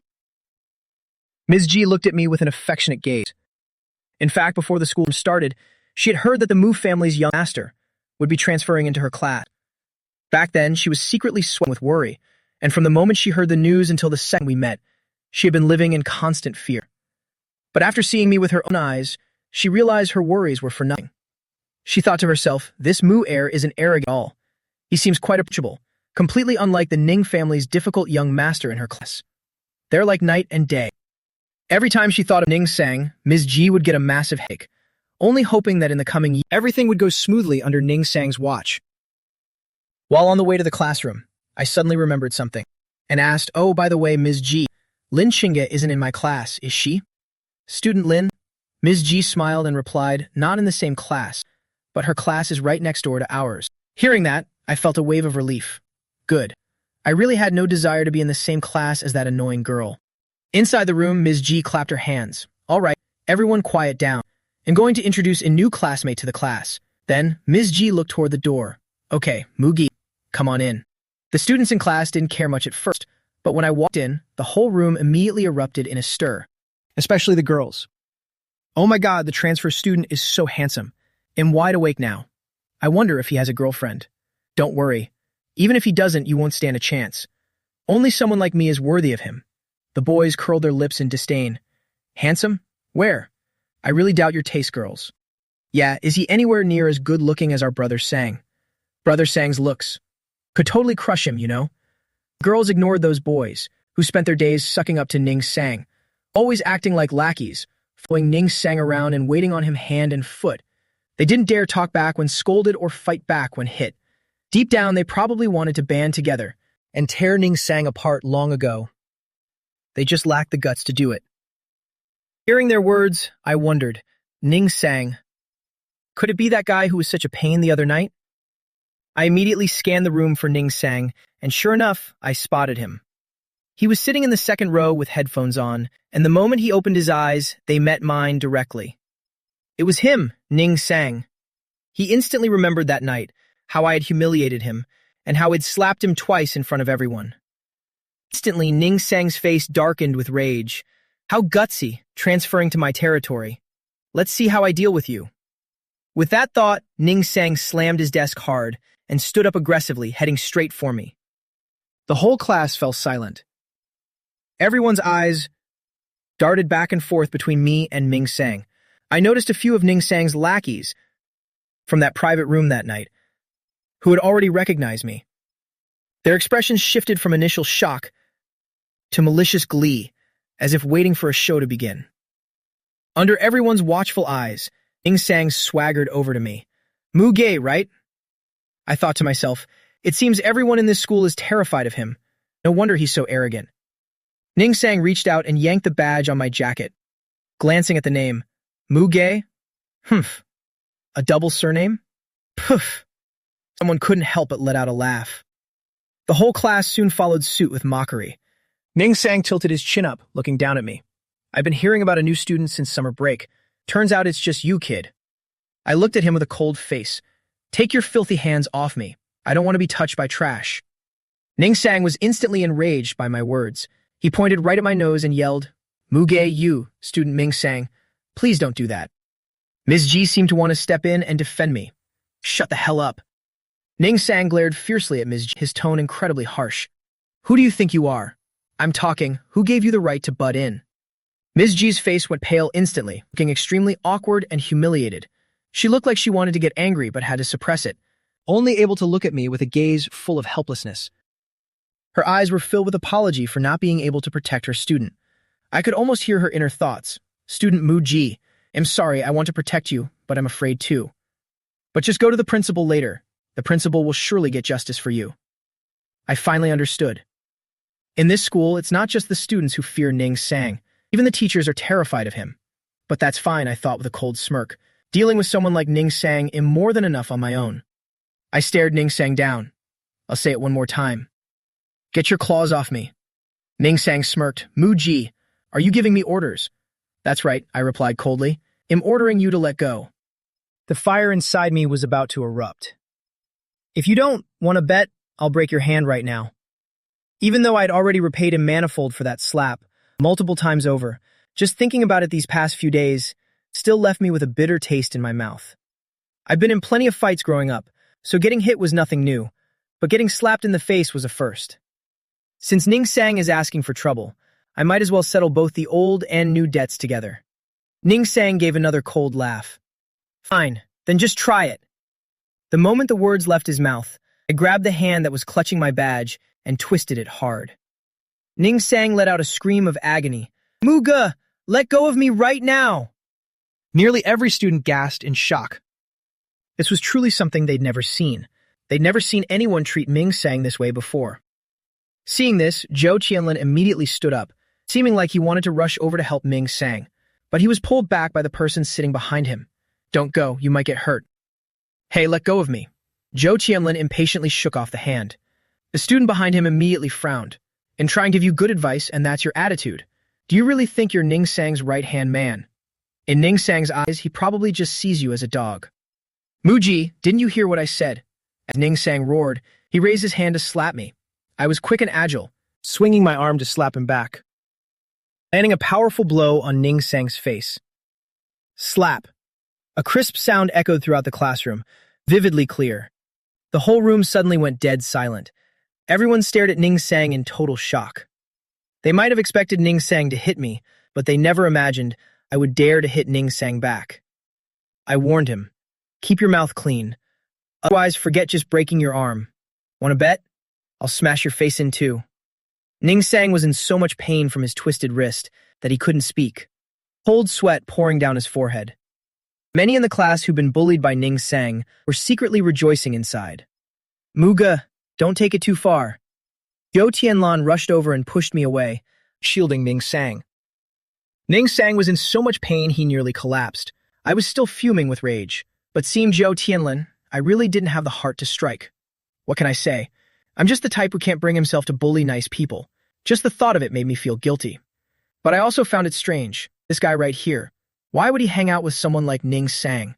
Even though everyone has their own preferences, this taste is definitely peculiar. I looked at Zhou Tianlin. Look, student, don't have double standards. He's the one who started this with me. Zhou Tianlin was momentarily speechless. At that moment, he realized the gazes from the surrounding classmates were no different than if they were looking at Fool. The bone-deep pain in Ming Sang's wrist finally subsided just a little bit. Humiliated and hit by me again in front of the whole class, there was no way Ming Sang could just swallow this rage. Even when he saw that I wasn't fully paying attention to him, Ning Sang suddenly lunged forward, grabbing my school shirt and yanking it downward. Luckily, his injured hand lacked strength, so my shirt didn't get ripped. Ming Sang looked incredibly disappointed, likely thinking he should have tried to pull my pants down instead. I looked at Ning Sang seriously, knowing he wasn't a good person, but I didn't expect him to be this despicable. I thought to myself, this guy probably does this to people all the time. Maybe even some of the girls have fallen victim to him. Fine then. You like humiliating others in public, right? Then you can taste what that's like for yourself.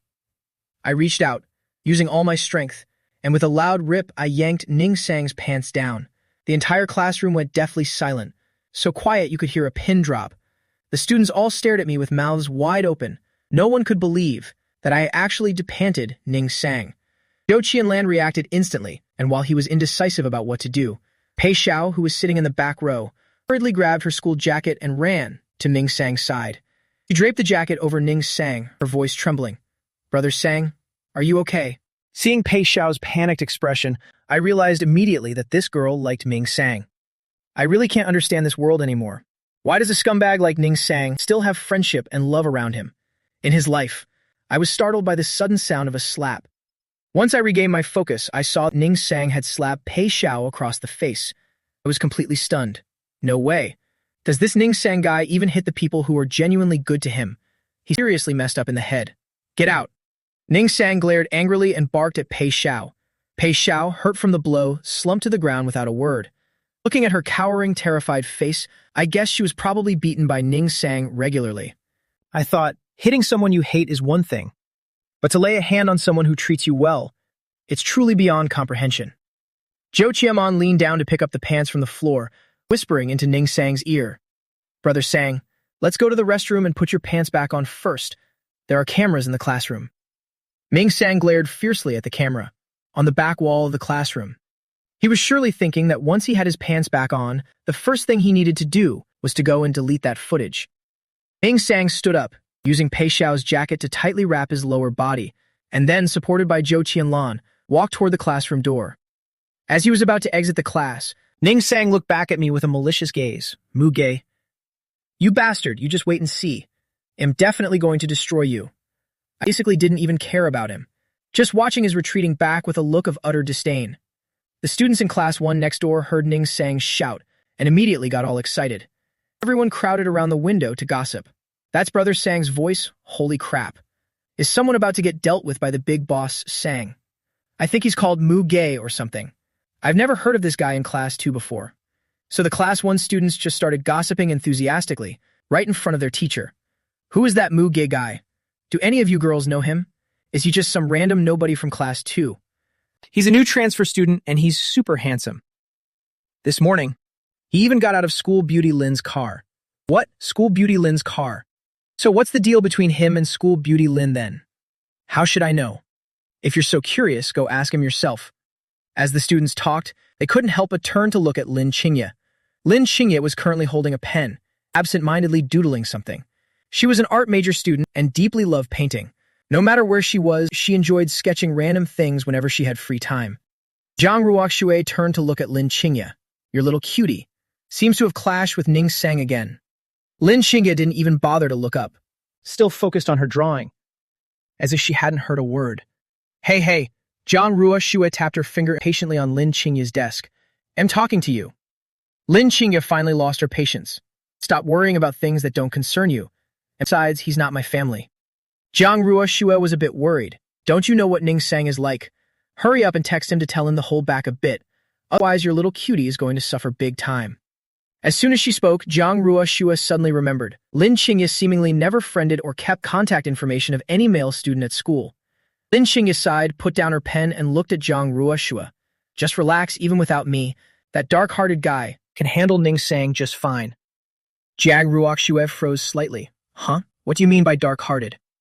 I'll tell you something you probably won't believe. Lin Qingye smirked. If that dark guy really wanted to go against Ning Sang, he could torment him to the point of mental trauma, believe it or not. Jiang Ruoxue was stunned. That terrifying. That cutie looks so soft and sweet, though. Lin Qingye snorted. Sweet. Does he even deserve that word? Plus, that dark-hearted guy doesn't just know how to pull tricks, he's also an incredibly good fighter. The guy is a karate black belt. Back in 9th grade, he even won the National Karate Championship. If Ning Sang truly pisses that guy off, he could literally disassemble him limb by limb. Jiang Ruoxue swallowed hard. It seems he really is formidable. But Ning Sang is still the second young master of the Ning family, pampered like a precious gem by his father and grandparents. If he's driven to madness, the consequences could very well affect your entire family too. Lin Qingye was silent for a moment. That dark-hearted guy's name is Mu Gi. Jiang Ruoxue frowned. So what? Can you just say it all at once? Lin Qingye gave a small sigh. He's the Mu family's heir, one of the 4 great families. Jiang Ruoxue's mind went blank. My bad. I completely underestimated that cutie. I never expected. His school would gather 3 of the 4 great families. There's Lin Qingye from the Lin family, Mei Xinyan from the Mei family, and now Mu Gi from the Mu family. Now we're only missing the Qin family. Their second young lady hasn't arrived yet. But I've heard that second young lady of the Qin family, currently studying at his family's elite academy. I once met the second young miss of the Qin family at a gala, and she was even a few degrees colder than Lin Qingye. At least Lin Qingye shows some warmth toward those she knows, but that second young miss of the Qin family treats everyone with such cold indifference. How boring. I'm overthinking this. I should get back to the real business and keep gaming. But just as Jiang Ruoxue turned around, hardly a few seconds later, Lin Qingye pulled out her phone and sent Mu Gi a message. What happened between you and Ning Sang? After Ning Sang left, I saw Pei Zhao scrambling up from the ground, rubbing her face which was burning and swollen from the slap, as she quietly returned to her seat. I looked at Pei Zhao with deep sympathy, noticing her eyes were already rimmed with red. Though I have never experienced the feeling of being slapped by the person you love, surely, in that moment of impact, her heart must have been breaking. A wave of whispers reached my ears. Tisk tisk, talk about 2 devoted dogs. If you ask me, this Pei Zhao girl is just so pathetic. She really has no self-respect at all. Fat and ugly, yet she dreams of clinging to Ning Sang. Doesn't she ever look in a mirror to see what she looks like? I glanced at the 3 boys talking with a look of pure sarcasm. Even though I hate Ning Sang too, compared to someone like him, I find it even more unbearable when people who are too cowardly to act to someone's face spend all their time gossiping behind their backs like this. I feel like these types only enjoy bullying the weak, and if they actually had power, they would likely be even more vicious than Ning Sang. I straightened my uniform and looked toward Teacher Ji. I spoke up. Teacher Ji, my uniform is torn. I would like to go to the principal's office to get a new one. Teacher Ji nodded blankly, clearly still in shock from the chaos that had just unfolded. So, under the watchful eyes of everyone, I strode out of the classroom. As I reached the principal's office door, the phone in my uniform pocket suddenly rang. I pulled it out to check, and it turned out to be Aunt Lin calling. I thought to myself, didn't I put it on silent? I remember setting it while I was in Lin Qingye's car. I quickly switched it to silent before answering the call. On the other end, Aunt Lin's concerned voice rang out. Muge! How is it? Are you settling into your new school? If anyone makes you uncomfortable, just tell me, and I will have them packed off and gone in an instant. You might have a bit of a temper, child, but if someone has managed to annoy you, then they surely aren't any good anyway. I replied with a smile. I'm doing fine. Thank you for your concern. In front of elders, I always report only the good news and keep the bad to myself. That's good then. Aunt Lin suddenly remembered, it must be almost time for your class to start, right? I won't bother you any longer. If anything happens at school later, you can go straight to the principal. Or just find me. It's all fine. Yes, I understand. I hung up the phone, only to discover that Lin Qingye had sent me another message. I found it quite strange. How could Lin Qingye possibly know that I had a confrontation with Ning Sang? A flash of realization hit me, and I understood everything in an instant. It must have been because of Ning Sang's shout before leaving. Ning Sang had yelled so loudly then, and with Lin Qingye right in the next room. It would be weirder if she hadn't heard it. So, what is her angle for messaging me now? Could she be wanting to gloat over my misfortune? No, that's not it. I immediately dismissed the thought. Though I couldn't see her expression through the screen, I could feel that Lin Qingye didn't mean any harm. It's not that I'm being narcissistic, but mainly because since we were kids, no matter how bad things were between me and Lin Qingye, even if we fought every single day, the moment she saw me being bullied by an outsider, Lin Qingye would always be the first one to step up and protect me. Lin Qingye might laugh mockingly when she sees my second sister bullying me until I cry, standing there and grinning with joy. But if someone outside made me cry out of resentment, she would absolutely never mock me when I got home. My eldest sister's explanation to me was, "It is much like a house cat you raise yourself. Only you are allowed to complain about it. But if an outsider dares to touch it, there will be trouble. After all, you have to look at the master before hitting the dog." So after determining that Lin Qingye meant no harm, I immediately replied to her message. I typed back, "Let's talk later. My uniform was ruined by Ning Sang. I'm about to go to the principal's office to ask for a new one." I put my phone away and knocked, then pushed the door open and entered the principal's office. But I had no idea that what this principal hated most was being interrupted while he was speaking. But when he clearly saw that it was me walking in, his expression instantly lit up like a blooming flower. "Muga, is that you? Isn't it class time right now? Why have you come all the way here?" I noticed a boy and a girl standing before the principal. After they exchanged a glance, they both turned to stare intensely at me. I suddenly felt a bit awkward, wondering why there were others in the office during class hours, and they seemed to be discussing something important. I figured I should just state my business quickly and leave. Just as I was about to speak about the uniform, unexpectedly, the principal noticed it first. "Uga, child, what on earth happened to your uniform?" I shrugged. "Some arrogant young master who thinks he owns the world did this to me." The principal's face darkened. "Who did this? Just tell me, and I will deal with this for you right away." Lin Mu stood by looking at me thoughtfully. That deep, unreadable gaze of his made it impossible for me to guess what he was thinking. "Si Chow Chow," muttered the phrase arrogant young master, and while observing my uniform, she whispered, "From class 2? How come I've never seen you before? Could you be the transfer student the principal mentioned a few days ago? If he's from class 2, then that young master is definitely Ning Sang. To dare come straight to the principal to snitch, and to have the principal acting this way. It seems your family background is no small matter either." Si Chow Chow looked at me with a touch of goodwill. "Classmate, is the young master you mentioned Ning Sang?" I paused for a moment, then nodded blankly. "Yes, how did you know?" Si Chow Chow smiled helplessly, but she didn't explain why. She turned to Lin Mo and said, "Sure enough, it's that Ning Sang who's always making the student council's head spin. Unfortunately, with the principal and his family protecting him, student council basically can't do anything to him." Ning Sang, as soon as the principal heard the name, his earlier protective aura instantly vanished. He stared at me in a daze. "Mugi, could you tell me exactly what happened?" I didn't mind Lin Mo and Si Chow Chow being there. It wasn't anything to be ashamed of anyway, so I spoke plainly.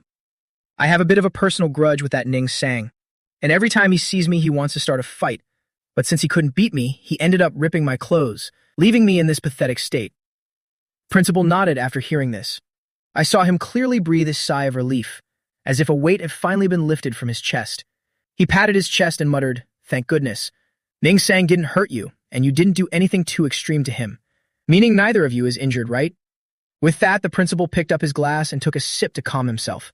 I replied nonchalantly, "I'm not hurt." But I gave him a slap, and besides that, I stripped his pants off.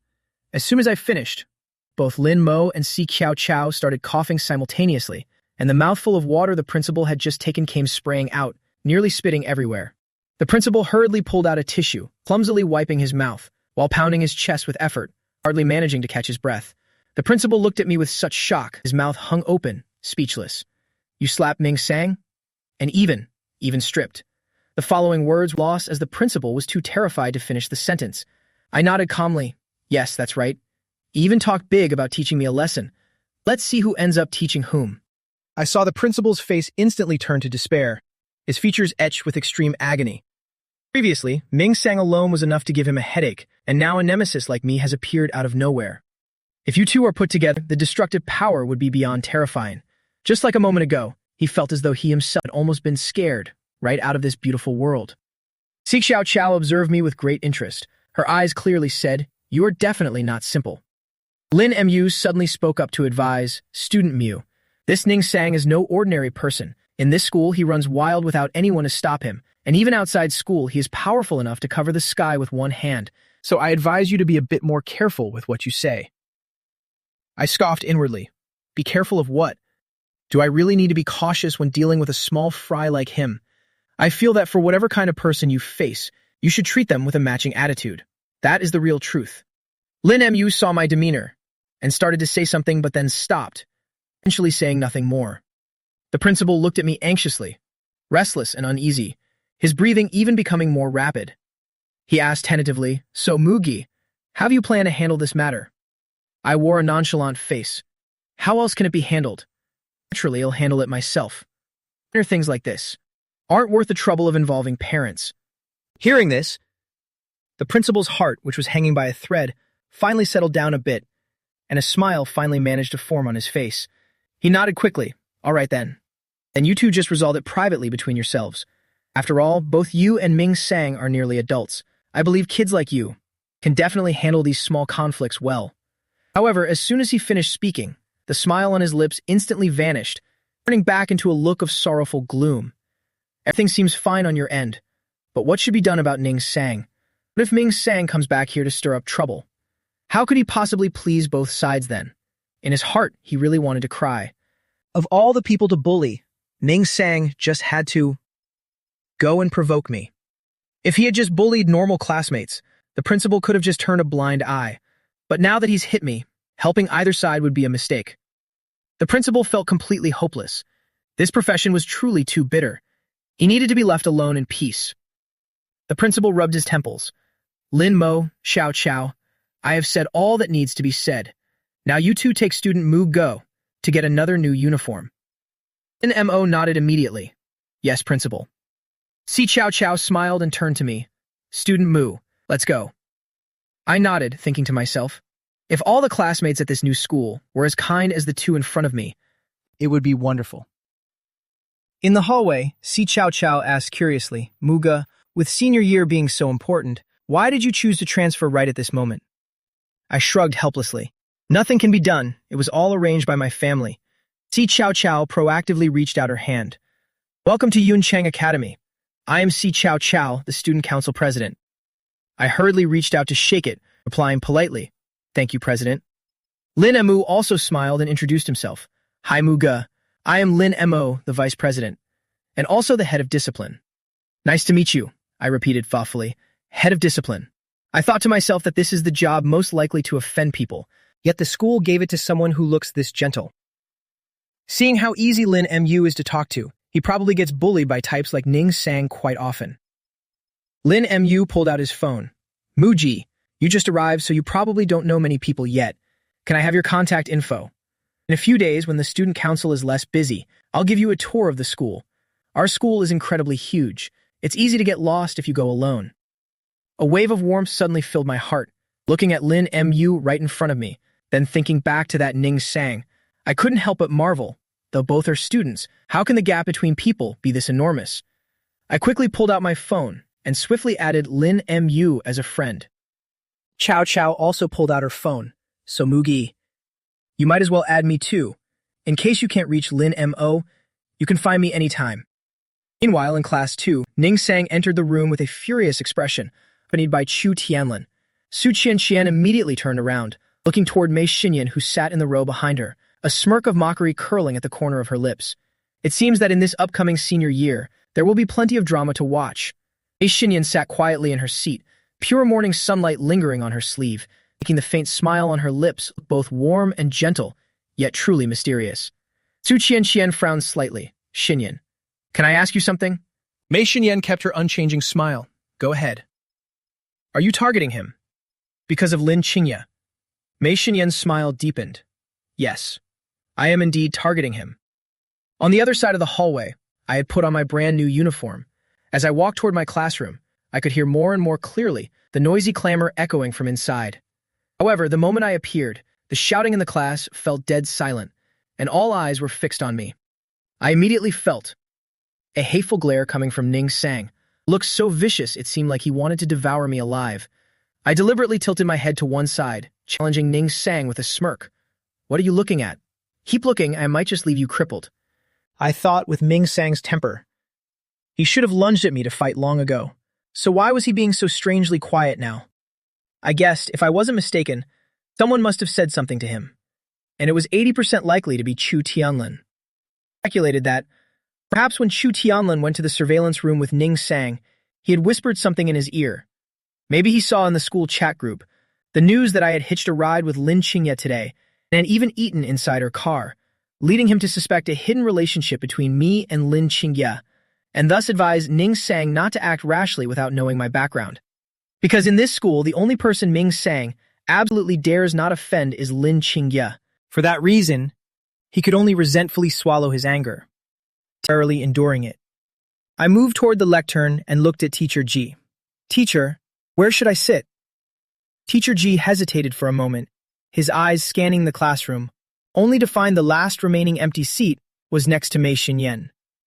But Teacher Ji knew very well in his heart that the seat next to Mei Xinyan had never allowed anyone else to sit there.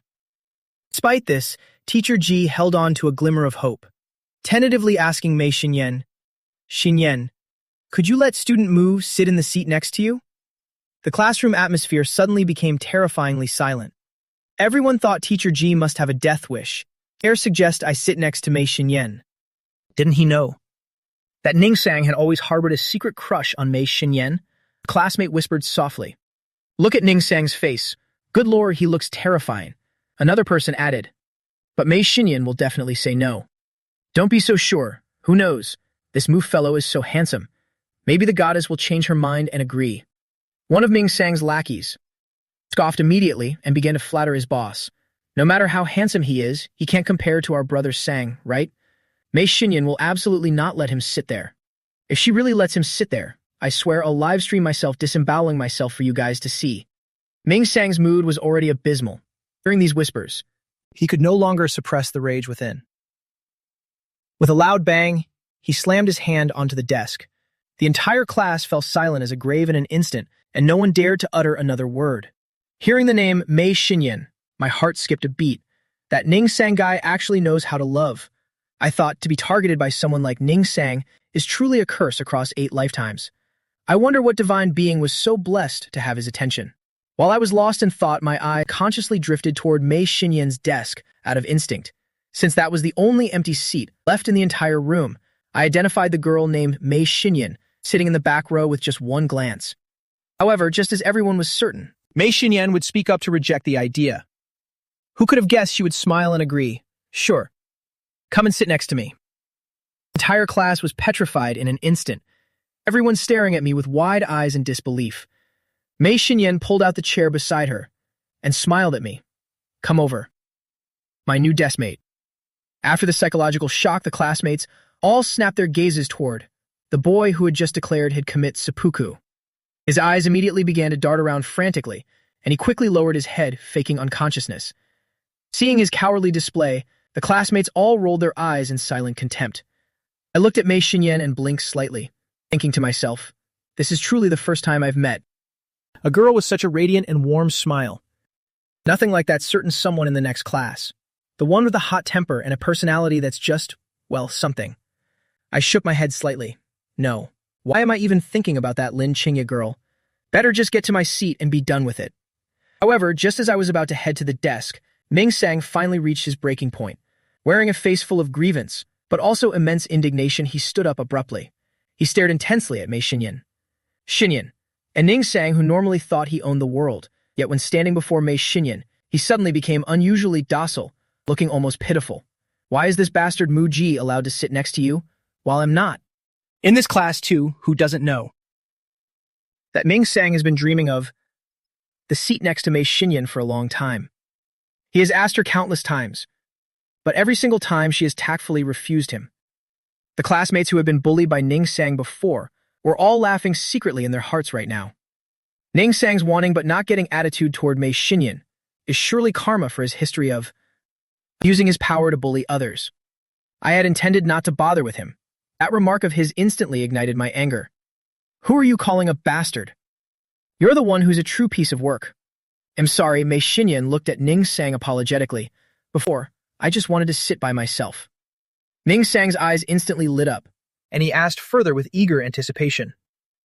So can I come sit next to you now? But Mei Xinyan showed a look of difficulty. With your height, if you sit in the back row, you won't be able to see the board. And aren't you nearsighted as well? Ning Sang hurriedly explained. That's fine, I'll go get a new pair of glasses right away. I could only let out a helpless sigh, thinking how everyone turns into a lovesick fool when facing the person they love. A flicker of annoyance passed through Mei Xinyan's eyes, but she still used her gentlest tone to speak to Ning Sang. Let's just leave it as it is. It's senior year now. College entrance exams are almost here. I'm sure you want to achieve good results too, right? No, Ning Sang bit his lip hard, being bluntly rejected by Mei Xinyan in front of everyone. Was not pleasant at all. He withdrew his gaze, quietly turned around and walked back to his old seat, no longer clinging to Mei Xinyan. Even though I absolutely loathe this Ning Sang guy, seeing him in such a pathetic state, I suddenly felt a little sorry for him. In Ning Sang's heart, he was suffocating from the pain. He wanted to cry, but he wanted to tear me to pieces even more. He was truly going crazy with jealousy over me right now. Muji, you just wait, you're dead meat.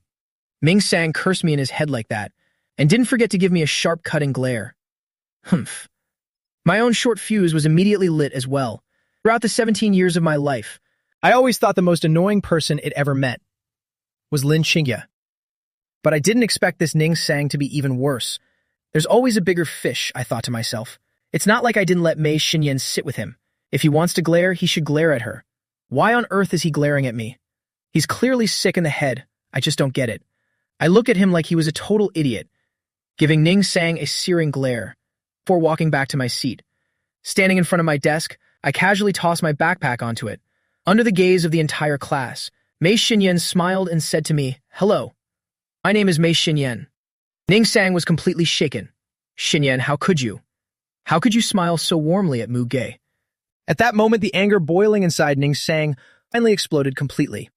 He glared fiercely at Ms. Ji on the podium. "You don't need to come and teach anymore. I'll tell the principal to fire you later. Now, get out of my sight immediately." Having said those words, Ming Sang suddenly stood up, kicked his desk away with one foot, and stormed out of the classroom. Xu Tianlin seemed afraid Ning Sang would cause more trouble, so he hurriedly chased after him. I just stood there, stunned. It's just a seat. Was it really necessary to overreact like that? On the podium, Ms. Ji could only stand there and swallow the bitterness. Her eyes were red from the insults Ning Sang hurled at her. This feeling of being oppressed by others made her feel both wronged and furious. And finally, she could only quietly pack her things and leave. As soon as Ms. Ji stepped out of the room, the class immediately broke into whispers. "Another one's gone. I wonder how many teachers Ning Sang has driven away now. Who can even keep track? Anyway, it's got to be at least a dozen, if not 20. All the teachers are gone. There's no one to watch us anymore. Guys, let's team up for some rank games." Besides thinking Ning Sang was insane, a strong wave of guilt washed over me. After all, that maniac Ning Sang only drove Ms. Ji to tears and made her leave because of me. So I immediately pulled out my phone and sent a message to the principal. "Dear principal, Ning Sang said he's coming to see you to fire Ms. Ji. No matter what you have to do, you must keep Ms. Ji here." In the principal's office, the principal had just barely recovered from the massive shock. He was about to take a sip of hot tea and eat a piece of imported cake to soothe his terrified heart. Just a little bit. As it turned out, just as he took a bite of the cake, he received my message. When he opened it, the smile on the principal's face instantly froze, and that heavy exhaustion came flooding back. At this moment, the principal felt his life was so miserable that even the cake in his hand became tasteless. I put my phone down, and while considering what to do next, a milk candy suddenly appeared in front of me. I was stunned for a moment, then turned to look at Mei Xinyan beside me. Mei Xinyan was looking at me with gentle eyes, her voice sweet enough to melt anything. "Thank you." I hesitated slightly, but still took it. "Are you okay?" Mei Xinyan asked in a low whisper. I knew exactly what she meant. She was asking that, Because of the trouble Ning Sang caused, right? Do I look like I'm not okay to you? I shook the candy in my hand. Mei Xingyan burst out laughing. I guess you don't. Just then, Su Qianqian turned around to look at me, saying in an indifferent tone, Muga, what is your relationship with Lin Qingye really? Are you her boyfriend? As soon as I heard Su Qianqian's sarcastic tone, I knew her words were full of thorns. But for some reason, hearing her talk about Lin Qingye like that made me feel extremely uncomfortable. Still, I stubbornly shot back. My taste isn't that bad. It's not? Su Qianqian looked at me suspiciously. And why did you get out of her car? That's easy. I casually made something up. I called a ride share this morning, and she happened to be the driver. Su Qianqian immediately realized she'd been played. She looked at me with a dark expression. Keep lying. Let's see what else you can pull out of your hat. The school bell rang. I stood up and left the classroom, intending to go to the principal's office to check on Ms. G. After I left, Su Qianqian immediately turned to Mei Xingyan. It looks like you're really planning to drag him into the grudge between you and Lin Qingye. Mei Xingyan just curled her lips and said nothing, her gaze fixed on the view outside the window. Su Qianqian asked again, Tell me, is Muga really Lin Qingye's boyfriend or not? What do you think? Mei Xingyan didn't answer but threw the question back, turning the query. It doesn't seem like it to me. Su Qianqian shook her head. If he were really Lin Qingye's boyfriend, they'd have been inseparable when they got out of the car. Besides, he'd surely have found a way to be in the same class as her, but he didn't seem to do any of that. Mei Xingyan smiled, knowing Muga's personality, even if he really was her boyfriend, had absolutely never be clingy with her. Su Qianqian thought for a moment. True, Muga's temperament certainly has nothing to do with being clingy. However, Mei Xingyan curled her lips. He is definitely someone special to Lin Qingye. Su Qianqian nodded. You know Lin Qingye better than I do. After all, you two were friends for years. Friends? The smile on Mei Xingyan's face vanished, her voice cold as ice. Since the day she killed Man Feng, we've been nothing but enemies. There isn't a day I don't wish she were dead. With that, Mei Xingyan coldly walked straight out of the classroom. Su Qianqian was so scared she broke into a cold sweat, thinking to herself she'd messed up. She accidentally touched Xingyan's scar. I couldn't find the principal. His secretary said he was in a meeting and told me to come back in the afternoon. I returned to the classroom door, and just as I was about to step inside, Ning Sang, who was leaning against the railing, shouted at me in his arrogant, lawless tone. Mugi, get over here. Anger flared up inside me. I really just wanted to punch him in the face. I turned around, staring at him irritably. Say what you have to say, fast. Are you looking for trouble or a beating? The surrounding students heard this and immediately crowded around. A good show's about to start. It had actually been less than 5 minutes since the break started, but the clash between me and Ning Sang had already spread throughout the entire school. At this moment, the students watching were all waiting to see what new storm Ning Sang and I were about to cause. Since they missed the opening act earlier, they couldn't afford to miss this live broadcast. Ning Sang crossed his arms, arrogantly tilting his chin at me. What is your relationship with Lin Qingye, really? Are you really her boyfriend? As he spoke, he glanced through a gap in the crowd, looking toward the window of the classroom next door. Lin Qingye was wearing headphones, listening to music and drawing. He thought to himself that it couldn't be. If they were really boyfriend and girlfriend, how could Lin Qingye sit there so calmly, without any reaction at all? She should have stepped in a long time ago. In Class 12A2, Jiang Ruoxue was surrounded by a group of boys. Hearing Ning Sang's voice, she immediately slipped back to her seat and tapped on Lin Qingye's desk. Hey, your little cutie is clashing with the big boss again. Lin Qingye frowned and replied irritably, I already told you he's not mine. Jiang Ruoxue smiled mischievously and asked back, Then whose is he? Lin Qingye pouted, He's yours. Jiang Ruoxue immediately didn't want to pay any more attention to Lin Qingye. Even if you say your little cutie is a good fighter, don't you really intend to go out and protect him just a little? This young lady has conquered over 40 relationships, and the experience I've gained is that boys also need to be protected. It's not that we can really protect them, you silly, but they also like the feeling of being protected. Lin Qingye looked at Jiang Ruoxue with a confused expression. If he can solve it himself, why should I step in? Wouldn't that just be making a fuss? You can't say it like that. Yang Ruoxue countered. For small daily matters, you let him do it himself, that's fine. But in a situation like the one outside, at this moment, he surely wishes to be protected. Lin Xingya became even more bewildered. When someone can solve a matter themselves, and someone else suddenly interferes, doesn't that just cause more trouble for them? Yang Ruoxue was completely speechless. She finally saw through it. Lin Xingya's EQ was truly beyond help. Whoever she dates in the future will probably be driven crazy with anger. Inside, I frowned deeply, my tone extremely impatient. You're too nosy. Are you some kind of matchmaker or... The students watching all tried to stifle their laughter, secretly impressed that this Mugi is really something. This was the first time they'd seen anyone other than Lin Xingya dare to talk to Big Boss Ning like that. Ning Sang immediately flared up. Muji, you, what do you mean you? I stepped angrily in front of Ning Sang. Have you lived too comfortably that you don't even know how to speak anymore? Ning Sang almost died of anger on the spot. It took him a long while to catch his breath. Cut the nonsense, answer me. This guy was already itching to lay hands on me. Not just me, but he also wanted to go after my family. He wasn't clear on the relationship between me and Lin Xingya, so he was unsure and came to ask me. I gave a cold laugh. Want to know the relationship between me and Lin Xingya that badly? Then go ask her yourself, why are you asking me? Ning Sang was fuming inside. If I dared to ask, I would have done it long ago. Why would I need to ask you? I laugh with pure disdain. Oh, I see. So young Master Ning can also be a coward. If you're so tough, act like you fear nothing. If Lin Xingya doesn't talk, then give her a couple of slaps. Beat her until she submits. Right under Ning Sang's hateful gaze, I turned to a student standing nearby. Go into class 12A2 and call Lin Xingya out for me. That guy was enthusiastically watching the drama, but my words nearly made his legs give way. He said tremblingly, I wouldn't dare. I was instantly speechless. I told you to call someone, not to hack someone. What's there to be afraid of? Because, the boy said in fear, Goddess Lin. She doesn't like strangers who aren't friends approaching her. I sighed. I was truly speechless. Forget it. I'll go call her myself. I turned and walked straight toward class 12A2. The crowd automatically parted to make way for me.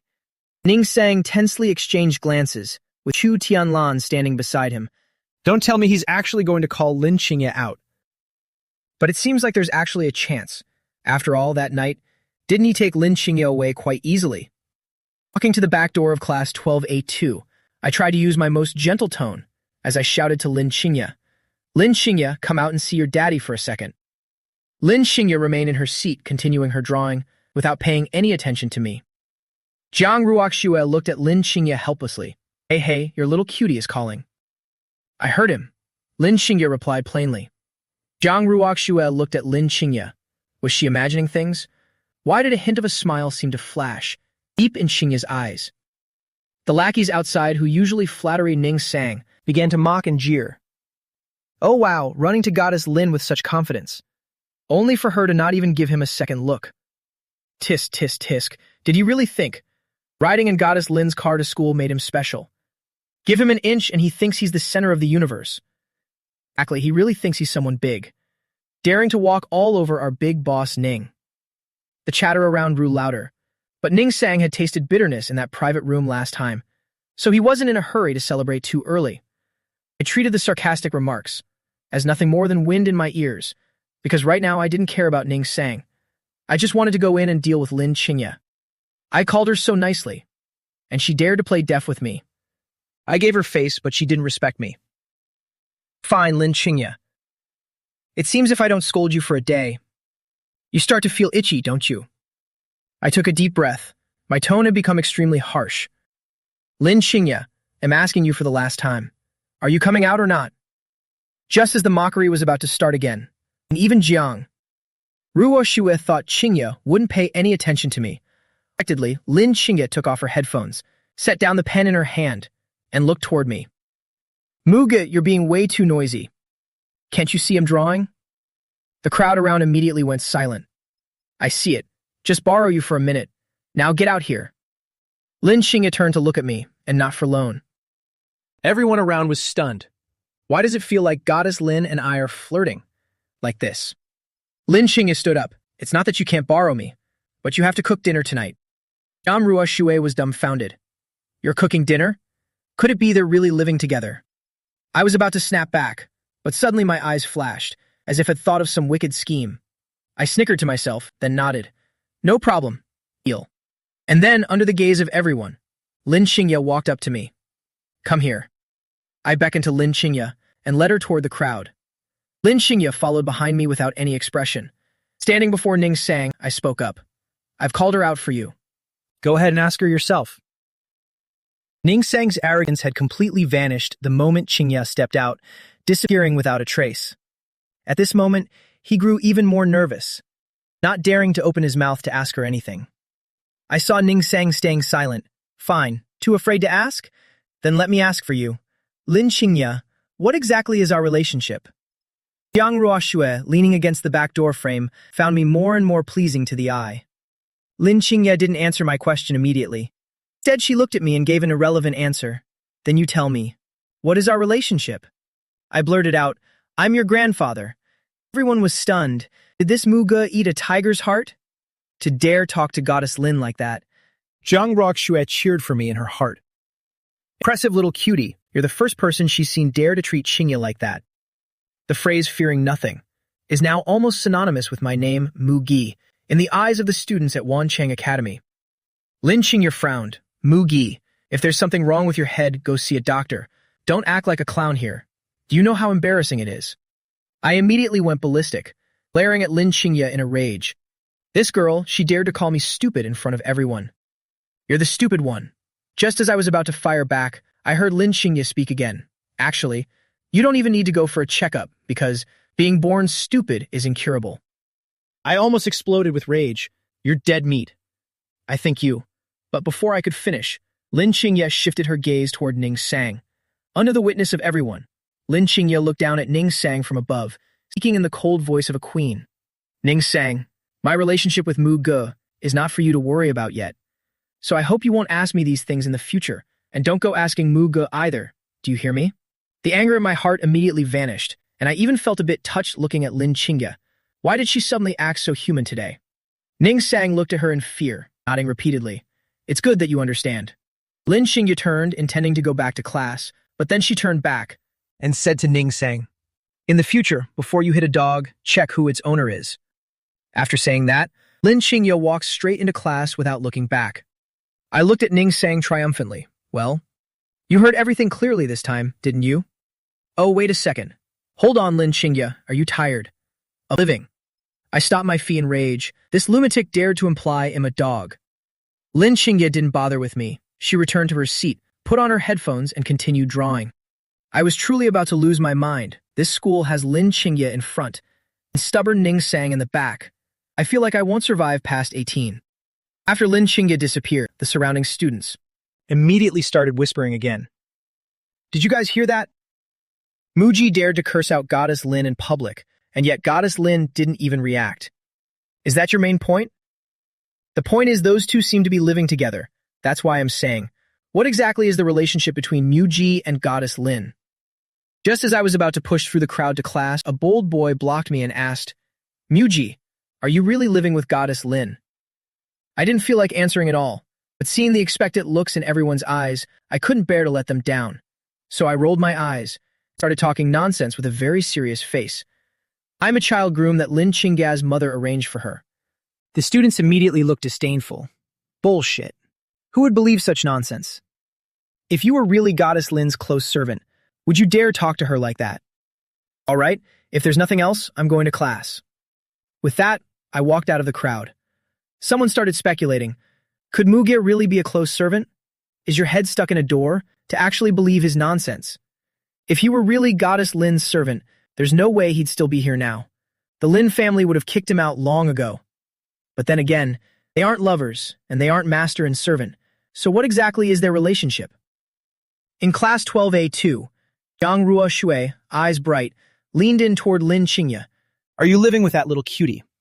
Lin Qingye didn't even lift her head, only giving a faint Jiang Ruoxue grew even more excited. Since when? Lin Qingye looked up and glanced at her, then lowered her head to continue drawing, refusing to say another word. Jiang Ruoxue was dying of impatience. Oh my God. Don't stay silent at a critical moment like this. In the hallway, Ning Sang's face was purple with rage. The chatter of the surrounding students only made him feel more restless and annoyed. Ning Sang finally couldn't stand it anymore and let out a furious roar. Everyone, get the hell out. The crowd immediately scattered to make way for Ning Sang. He walked away with a dark, brooding face. Chu Tianmen saw this and hurriedly followed behind. Waiting until Ning Sang was far away, the crowd began to buzz again. That Ning Sang guy got provoked by Mu Gi, yet he takes all his anger out on us. Exactly. If he's so tough, go do that to Mu Gi, don't just. Hasn't Ning Sang always been like that when it comes to Mu Gi? In my opinion, if he's so tough, go do that to Mei Xinyan. How could he bear to? Mei Xinyan is the goddess he loves to death. It's truly incomprehensible. I don't know what Ning Sang is so obsessed with that look of his. How could Xinyan ever pay him any attention? Inside the class, Jiang Ruoxue heard this and gave a cold laugh. It wasn't that she was biased toward Ning Sang, nor did she look down on anyone. But as for those people who just spoke, aren't they just two peas in a pod with Ning Sang? Thinking they're so noble. No, at least Ning Sang is the type who dares to show his face. Unlike those fake phonies out there, only talk trash about Ning Sang behind his back. If you're so tough, why don't you run up to Ning Sang's face and say that again to see what happens? Jiang Ruoxue. This girl, who's usually sticking to her like glue, is walking over. Let me ask you something. Isn't your intel always the sharpest? Jiang Ruoxue frowned. Ask what?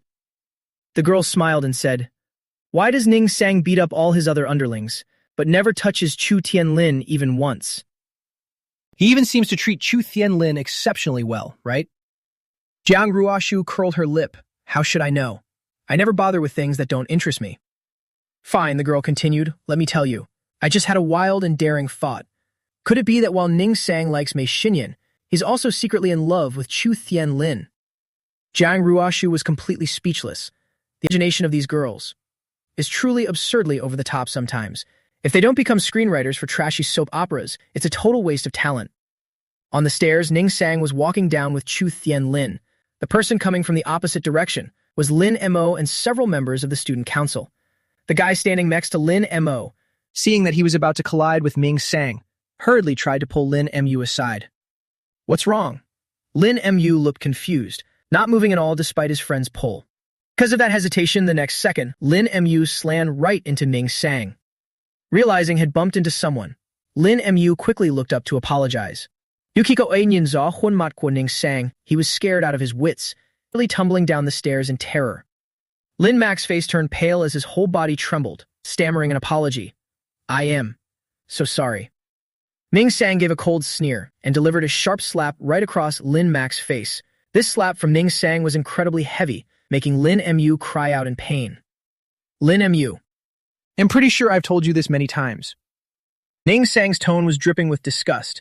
In this school, the person I despise the most is a green tea boy like you. I'll hit you every time I see you, so you better stay far away from me. Yet you seem to treat my words like they're just the wind passing by. Lin Mu was terrified, apologizing over and over. I'm sorry. It's my fault. The student council members standing behind him, though they didn't dare step up to defend Lin Mo, felt immense pity in their hearts. Why did this Ning Sang keep targeting Lin Mo? And Lin Mo had clearly never done anything to offend him. Your apology isn't worth a damn cent to me. Ning Sang waved him off impatiently. Get lost. Lin Mo clutched his face, about to carefully step aside. Ning Sang gave him a rough, impatient shove, walking straight ahead without a second thought. It was that very shove that caused Lin Mu to lose his balance, tumbling all the way down the stairs. A large hole was torn at the knee of his pants, and his palms and elbows were scraped and bleeding. Ning Sang shot Lin Mu a cold look, then continued down with Chu Tianlin. As they walked, he said, Tianlin, did you see it? See what? Chu Tianlin was a bit dazed. Ning Sang sneered. That fall of his just now was intentional, wasn't it? Chu Tianlin was stunned again. He knew Ning Sang wouldn't lie to him. The scene of Lin Mu falling just now was something he had witnessed with his own eyes. And it didn't look intentional at all, no matter how he viewed it. Ning Sang glanced at Chu Tianlin. Have I ever lied to you? Chu Tianlin thought about it. That was true. Ning Sang waved his hand.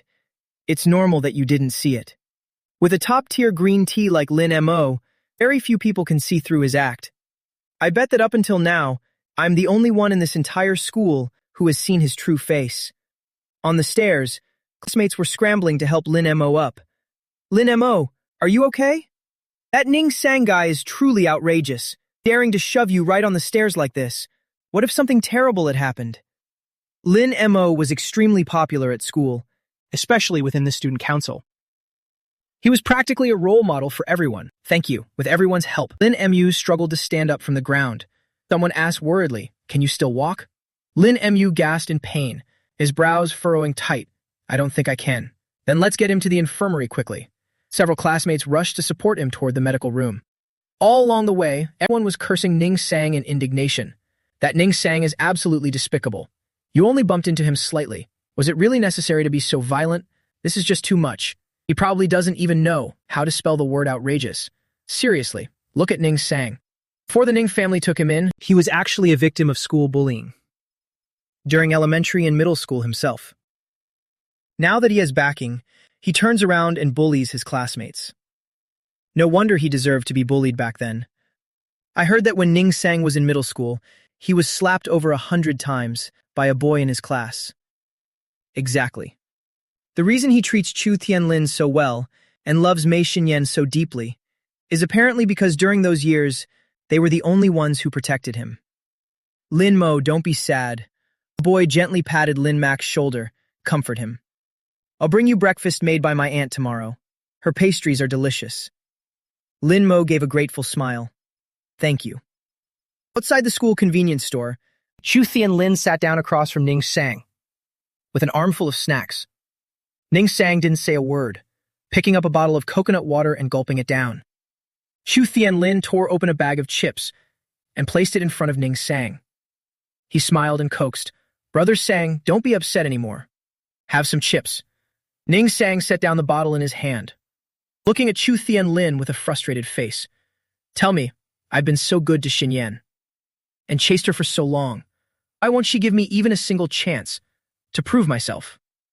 Well, Chu Tianlin scratched his head, thinking for a moment before saying, maybe. Xinyan is the type who won't be with someone unless she's completely moved by them. Ning Sang let out a deep, heavy sigh, showing a vulnerable side he'd never revealed to anyone. Even though the principal helped me get my meal card, I couldn't find my way to the cafeteria at all, so I had to run to the door of Class 1 and ask Lin Xingye to take me there. On the way, Jiang Ruoxue asked me, "Hey cutie, our school has 3 cafeterias. Where do you want us to take you?" I looked curious. Is there any difference between them? Jiang Ruoxue explained, Cafeteria 1 is buffet style, Cafeteria 2 is stir-fried dishes, and Cafeteria 3 is international cuisine. Which one do you want? Hearing that, I wanted to go to all of them. My indecisiveness kicked in immediately. I really couldn't decide, so I just said, whatever. Jiang Ruoxue was stunned for a moment. Whatever? Lin Xingye added indifferently. Then just find something to eat by yourself. I flared up instantly and was about to snap back, but Jiang Ruoxue quickly stepped in to mediate. In that case, let's go to Cafeteria 3. I happen to be craving eel rice today anyway. I got excited and asked right away, so Cafeteria 3 has sashimi and curry and all that too. Jiang Ruoxue nodded. It has everything. All the famous classic international dishes. Cafeteria 3 has it all, which is why it's the most popular spot. I suddenly felt a sense of urgency. Then we better hurry, or there won't be any seats left. I quickened my pace as I spoke. Jiang Ruoxue smiled and told me not to worry. From now on, as long as I ate with them, no matter which restaurant we went to, even if it was already packed, there would definitely be a seat for me. I was stunned, thinking they can actually pull off a move like that. When we reached Cafeteria 3, I soon realized Jiang Ruoxue hadn't been lying. The moment Lin Xingye entered the cafeteria hall, fanboys immediately scrambled over to offer their seats. Jiang Ruoxue asked enthusiastically, "Hey cutie, where do you want to sit?" I hesitated for a moment, my eyes landing on the table by the window. "How about sitting over there?" Jiang Ruoxue nodded. "Sure, let's go over there." As soon as we sat down, Jiang Ruoxue couldn't help but ask immediately, "Hey cutie, what's the deal between you and Xingya anyway?" I instinctively glanced at Lin Qingya, who had been silent since we entered. I shot a question back at Jiang Ruoxue. Since you and Lin Qingya are so close, why don't you ask her yourself? Jiang Ruoxue shrugged helplessly. She won't tell me anything. I immediately put on an indignant face. That's just too much. Let me tell you. Jiang Ruoxue suddenly got excited. Tell me now. The corners of my mouth curled up. Actually, I'm her great-grandfather. Jiang Ruoxue went crazy in an instant. There you go talking serious nonsense again. Cutie, if you tell me the truth, I'll pay for all your lunches this entire semester. I have to admit, that was a pretty big temptation. But I still wasn't ready to tell Jiang Ruoxue. Just as I was about to pick up my chopsticks to eat my bibimbap, I looked up and saw Lin Mu approaching. He was looking for a seat with a worried expression. Once I noticed him, I enthusiastically waved him over. Lin Mu, there's a spot here. Lin Mu was a bit startled, looking around to find where the voice came from. When he saw me, he rushed over. After sitting down, he smiled and greeted Lin Qingya and Jiang Ruoxue. Lin Qingya just gave a faint response, then lowered her head to keep eating. I thought to myself, I have to say, Lin Qingya is incredibly cold to anyone outside her inner circle. She's absolutely freezing to everyone else. But even so, the number of people who like her is still absurdly high. Jiang Ruoxue asked Lin Mu with a smile, why so late today? Did your teacher go overtime again? Yeah, Lin Mu smiled. Then he took out his phone to start ordering. The moment Lin Mu placed his hands on the table, I noticed the bandages on his hand and the gauze on his arm. What happened to your arm? As I spoke, out of the corner of my eye, I also caught a glimpse of the gauze on his knee. Lin Mu waved it off nonchalantly. I just wasn't careful and fell while going down the stairs. Jiang Ruoxue frowned. You need to be more careful. Luckily, the injuries aren't too serious. People at the very next table were members of the student council. Hearing what Lin Mo said, they immediately cut in. Don't listen to Lin Mac's nonsense. His injuries were caused by Ming Sang. Ming Sang even slapped Lin Mu. I looked at Lin Mu in shock. Was this injury caused by Ning Sang? Lin Mac's eyes darted away. No, I just fell on my own. One look and I knew he was lying, so I asked the students at the next table directly. What exactly happened? A boy who was at the scene gave me a detailed account of everything that happened. After hearing it, my anger flared up instantly. That Ning Sang guy is truly despicable, actually daring to shove someone down the stairs like that. Doesn't he know that could kill someone? He definitely knows, yet he did it anyway. I thought to myself, since meeting Ming Sang, my worldview has been completely upended. How can someone like this even exist in this world? Jiang Ruoxue advised Lin Mo, the weather is hot now, so you have to change your dressings if you sweat. Otherwise, it could easily get infected. I know. I've already picked up some gauze and iodine cotton from the school infirmary. Just thinking about Ning Sang made my blood boil now. How could anyone bully a classmate to that extent? Suddenly, I glanced at Lin Qingya, who was eating pan-fried buns, and cursed her in my heart. What a jerk. Lin Qingya looked up at me. I spoke up, why don't you have any reaction at all? Lin Qingya shot back. Is it necessary for me to have one? I was instantly speechless. Wow, I really don't know how to respond to that. Lin Qingya asked indifferently, is there anything else you want to ask? I shook my head blankly. No. Lin Qingya immediately lowered her head to keep eating. I couldn't help but roll my eyes, thinking she was truly something else. Jiang Ruoxue smiled with satisfaction. Being classmates with Qingya for 2 years, she had seen plenty of people who acted arrogant with everyone. But in front of Lin Qingya, they all had to be extremely polite. Yet this Mugi guy was like no one else, daring to openly clash with Lin Qingya, not only calling himself her daddy to her face, even daring to roll his eyes right in front of her. The key was that after he did all that, Lin Qingya didn't seem angry at all. Forget about others. Even Jiang Ruoxue herself was racking her brain over it until it hurt. Lin Qingya never used her phone while eating, nor did she like to talk, so her eating speed was incredibly fast. Having finished her lunch now, she set down her chopsticks and pulled out a tissue to wipe her mouth. She looked at Jiang Ruoxue. I'm done. Heading back to class now. Jiang Ruoxue nodded and gave an okay sign. Lin Mu looked at Lin Qingya in surprise. You eat that fast? Yeah, Lin Qingya replied indifferently, then stood up and walked away with her tray. I felt incredibly annoyed. What was up with Lin Qingya's attitude anyway? Lin Mu just smiled as if it were nothing. It's okay. School beauty Lin is like that with everyone. Yeah, she's even cold to me sometimes. Jiang Ruxue added helplessly. But it's exactly because Qingye is like that the boys who like her don't dare approach to confess. I swallowed a mouthful of fried rice and muttered, I really don't get it. With a personality like Lin Qingye's, why do so many people still like her? I couldn't help asking. Logically speaking, don't guys hate people who are always cold to them the most? It's simple. Yang Ruoxue summed it up. Because she's beautiful. In this world, besides money, having a beautiful face lets you do whatever you want. It suddenly clicked for me. And I thought, good thing I'm fairly handsome myself. Jiang Ruoxue continued. However, compared to how she treats other guys, she's actually been very good to you. You're the only person I've known in years who can talk to Qingye this much, without her just giving perfunctory responses. Lin Mu nodded in agreement. Exactly. Looking at it that way, Lin family's eldest miss is treating you exceptionally well. I took a sip of soup. I was still unhappy, but I couldn't deny that point. Jiang Ruoxue added, the most important thing is that you scolded her in front of everyone, yet she didn't even hold it against you. I immediately countered, I disagree with that. She's just too lazy to even bother with me. Jiang Ruoxue looked skeptical. No way she's too lazy. Qingye is a Scorpio. Scorpios are the most vengeful of the 12 zodiac signs. Didn't you know that? Soon, Jiang Ruoxue finished her meal too. I'm done, heading back to class. You guys take your time. Jiang Ruoxue said, winking at Lin Mo, I'm leaving Mu Ji in your hands. Lin Mo nodded immediately. No problem. I looked at the injury on Lin Mac's leg and asked worriedly, does it hurt when you walk? Lin Mu smiled. No, it's much better now. After eating, on the way back to the teaching building, Lin Mo asked me in a low voice, Brother Mu, can I ask you something? I cut straight to the point. You want to ask what the relationship is between me and Lin Qingye, right? Lin Mu was stunned. How did you know? I looked exasperated. We've known each other for less than a day. I really can't imagine what other question you'd have for me.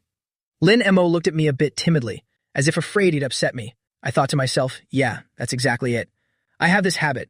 My attitude toward people I like versus those I don't is like two completely different extremes. For people I feel especially comfortable being around, I always treat them incredibly well. Even if they have flaws that others can't stand, in my eyes they all get filtered into virtues. Take Lin Mo, for example. I found him particularly likable from the very first glance. Plus, the fact that he's so well loved at school made me feel right away that his character was essentially beyond reproach. However, I'm still clear-headed. Even though Lin Mo gives me a good vibe, I'm not stupid enough to spill my guts to someone I've known for less than 12 hours, telling them everything. So I decided to only tell Lin Mo part of it. I told him that our families have been close for generations, starting from our grandparents' time. So Lin Qingye and I have known each other since we were kids, what they call childhood sweethearts. Lin Mo nodded in realization. So that's it. So are you really living with a Lin family's eldest miss, just like everyone's saying? I marveled internally. I have to say, the speed of gossip at this school is sometimes faster than the internet. Although the fact that I'm living with that obnoxious jerk is true, I still didn't want to admit it myself. Just as I was struggling with how to avoid answering Lin Mu, he hurriedly waved his hands and apologized. Oh, sorry, Brother Mu. I overstepped and asked too much. You don't have to answer me. I was a little dazed, thinking that this Lin Mu was really good at reading people. I've heard that people who are good at reading others are often extremely sensitive and refined internally. It seems I'll have to run my words through a mental filter when talking to him in the future, to avoid accidentally hurting his feelings. Lin Mu walked me to the base of the teaching building, then rushed off for a student council meeting. As I was about to enter the classroom, I suddenly remembered I'd forgotten to see the principal. So I turned around and headed toward the administration building. The principal had just returned to his office and was standing by the water dispenser pouring himself a drink. On his desk sat a high-end lunchbox that his secretary had just bought from Cafeteria 3. Just as the principal was about to take a sip of water and start his lunch, I knocked and walked in. Principal, you're back? The principal's body stiffened. The moment he saw me, he felt a wave of suffocation. He was no longer thirsty or hungry. In his heart, he made another solemn vow. If he ever became a teacher in his next life, let him be struck dead by lightning. With a broken heart, the principal offered a compromise that worked for everyone. Ms. Kai still had to leave, but he would arrange for her to become a teacher at high school number 2. She could report there as early as this afternoon.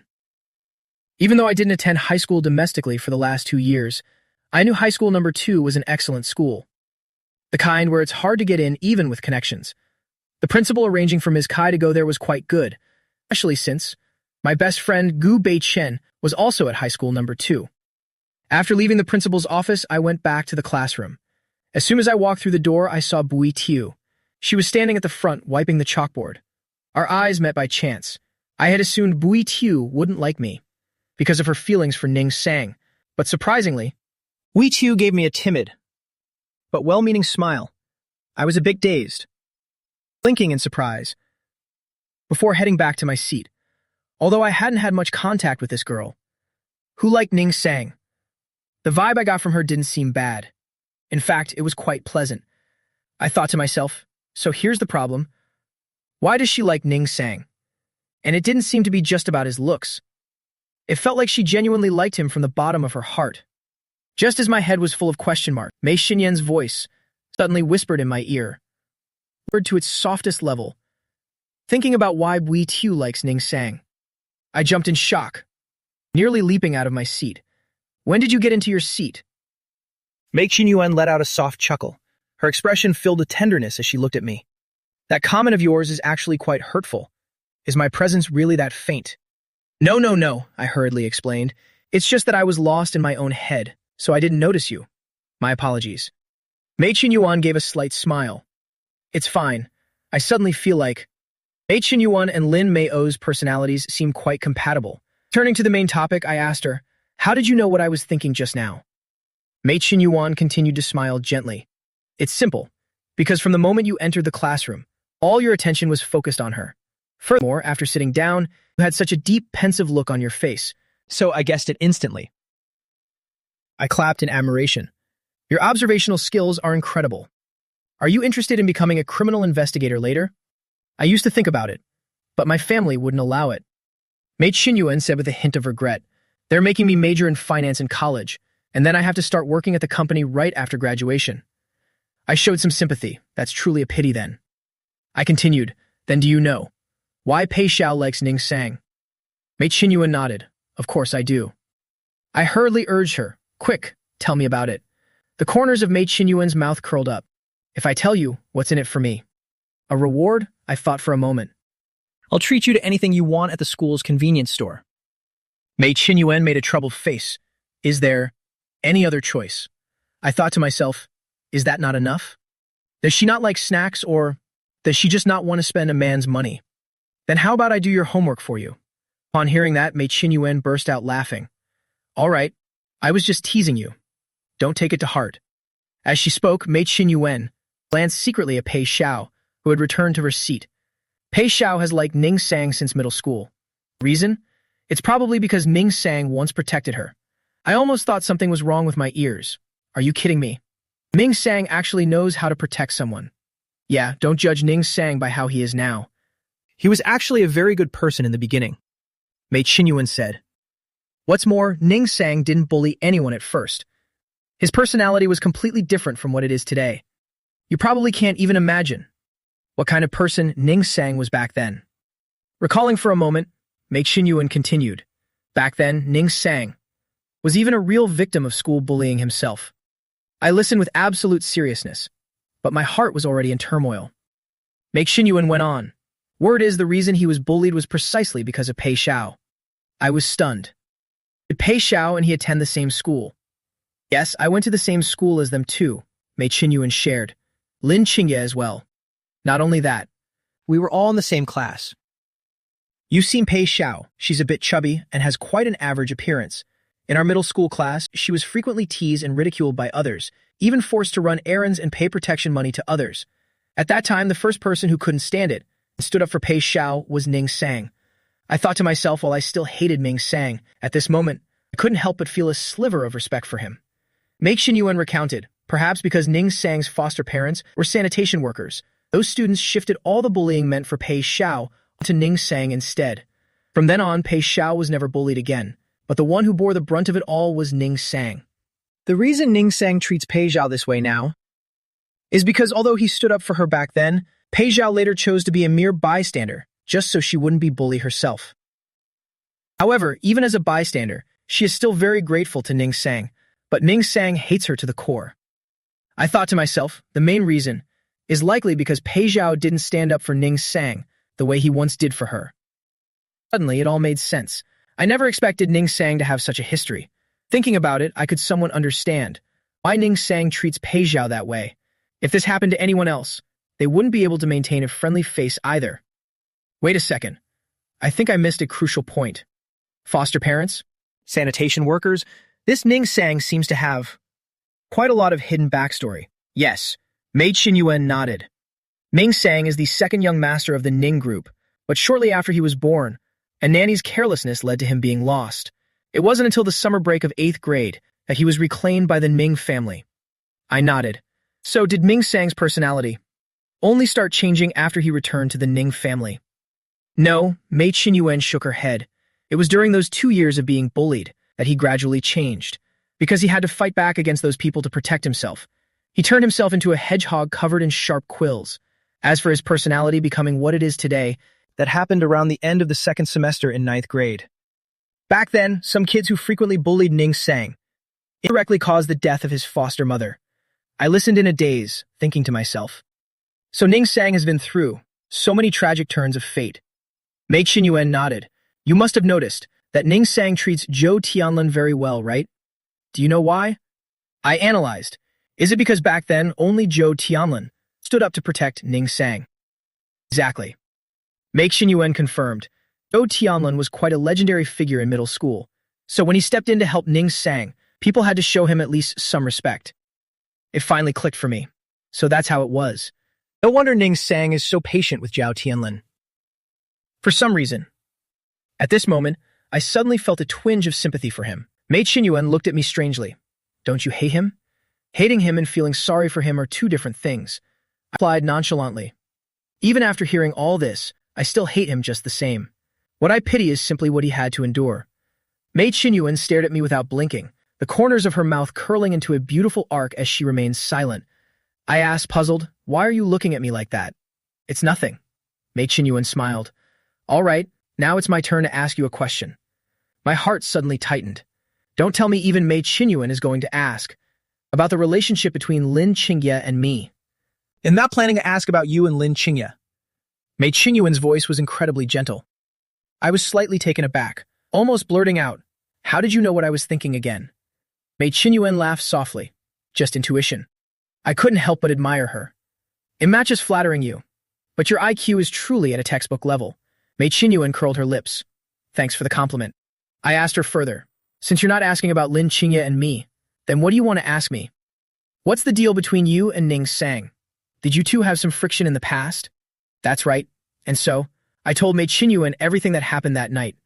However, I didn't tell her the reason I went to find Lin Qingye that led to the conflict with him. Mei Qinyuan listened intently, and then it dawned on her. So that's how it was. Anyway, enough gossiping. I pulled my phone out of my uniform pocket. Since class hasn't started yet, I've got to play a few rounds of games. Mei Qinyuan also took out her phone. Let's team up and play together. Outside the classroom, Su Qianxian at some unknown point had leaned against the railing, watching Mei Qinyuan and me with an incredibly complex gaze. Dragging an innocent Mu Ji into their grudge against Lin Qingye. Was it really the right thing to do? The moment Ning Sang stepped into the classroom, he saw Su Qianxian and me playing games together.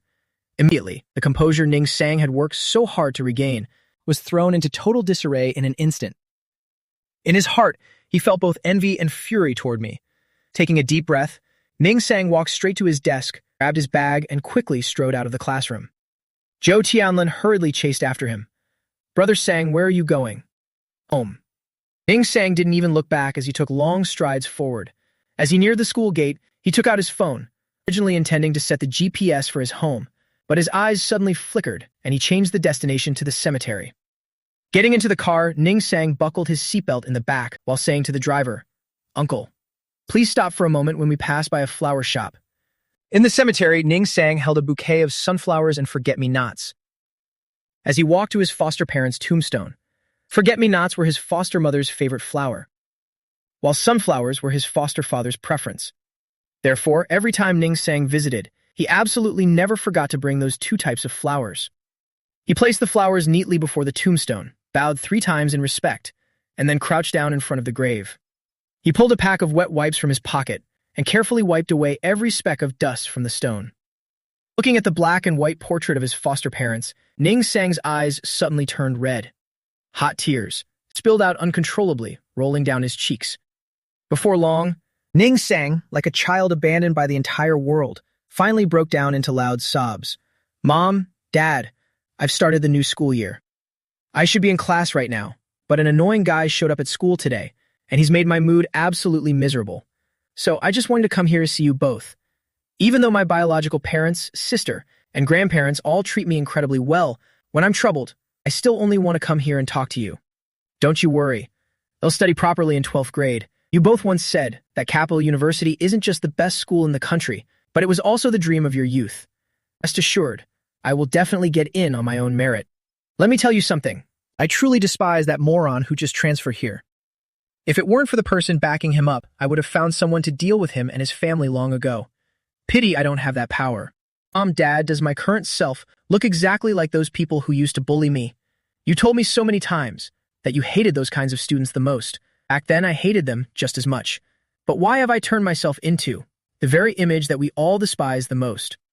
When school let out in the afternoon, the moment I stepped out of the classroom, I saw Lin Qing standing waiting in the hallway outside class. I approached and gave her a nudge with my elbow. "Waiting for your daddy, aren't you?" Lin Qing gave me a cold sideways glance. Then without a single word, she just kept walking forward. Good grief, I was fuming inside. Ever since I got back to the country, all I've done is endure her cold shoulder, leaving a grudge unpaid. Until the new year has never been my style. Looks like I'll have to plot very carefully on how to punish this obnoxious girl. As soon as we reached the apartment, Lin Qingya immediately changed out of her uniform and headed straight for the kitchen to prep dinner. Me, I have an unshakable habit, which is to shower the second I get home, whether I've broken a sweat or not. Right then, I had just finished drying my hair, and as I was about to put the hairdryer back, I found myself staring intently at the nozzle. A deviously mischievous idea popped into my head. I looked at my reflection in the mirror, the corner of my mouth curling into a smug grin. I cracked open the bathroom door and poked my head out stealthily to scout. After confirming that Lin Qingya was definitely still in the kitchen, I dashed out toward the balcony as quick as lightning. Then, I carefully grabbed the bag of laundry detergent and scooped several large spoons directly into the hairdryer. I gloated inwardly. "Oh, Lin Qingya, who told you to keep bullying me all the time? Let's see how I handle you this time." Once it completed all the steps, before slipping away with the detergent, I didn't forget to conveniently snatch every single roll of toilet paper from the bathroom as well.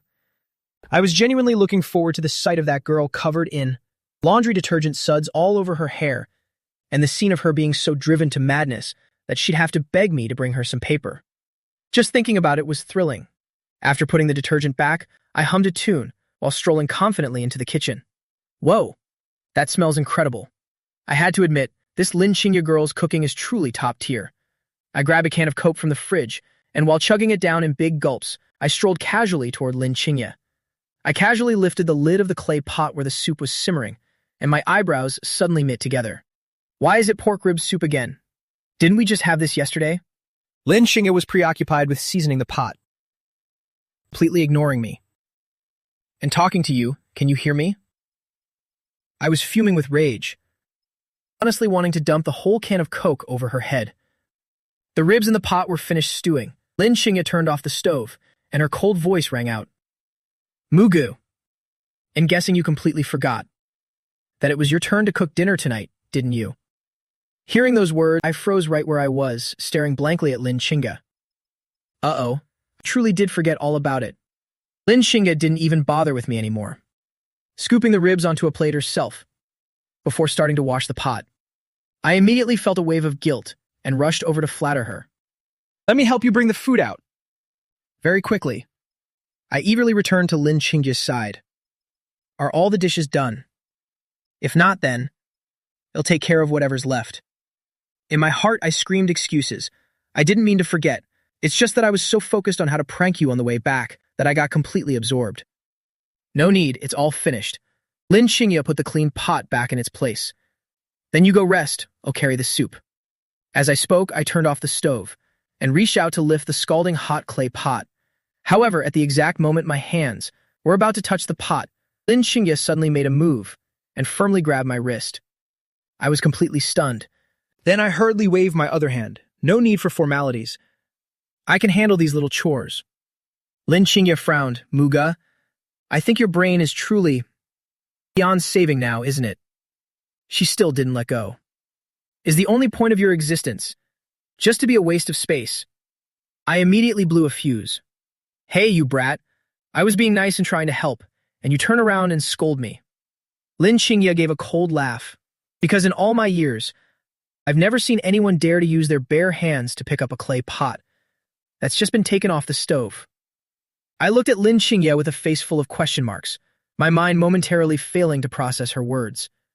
What exactly did she mean by that? Lin Xingye didn't even bother explaining further, opening the kitchen cabinet, putting on heat-resistant gloves and lifting the clay pot.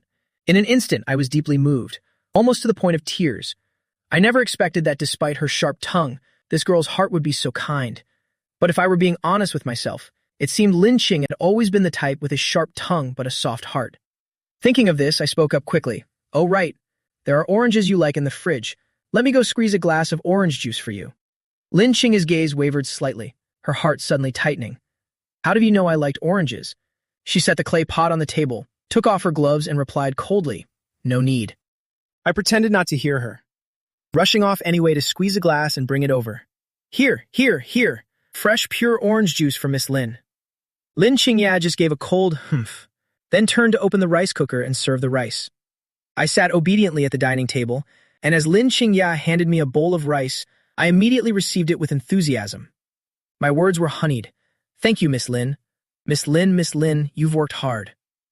Lin Xingye knew full well that my words weren't sincere, yet only 2 words escaped her mouth.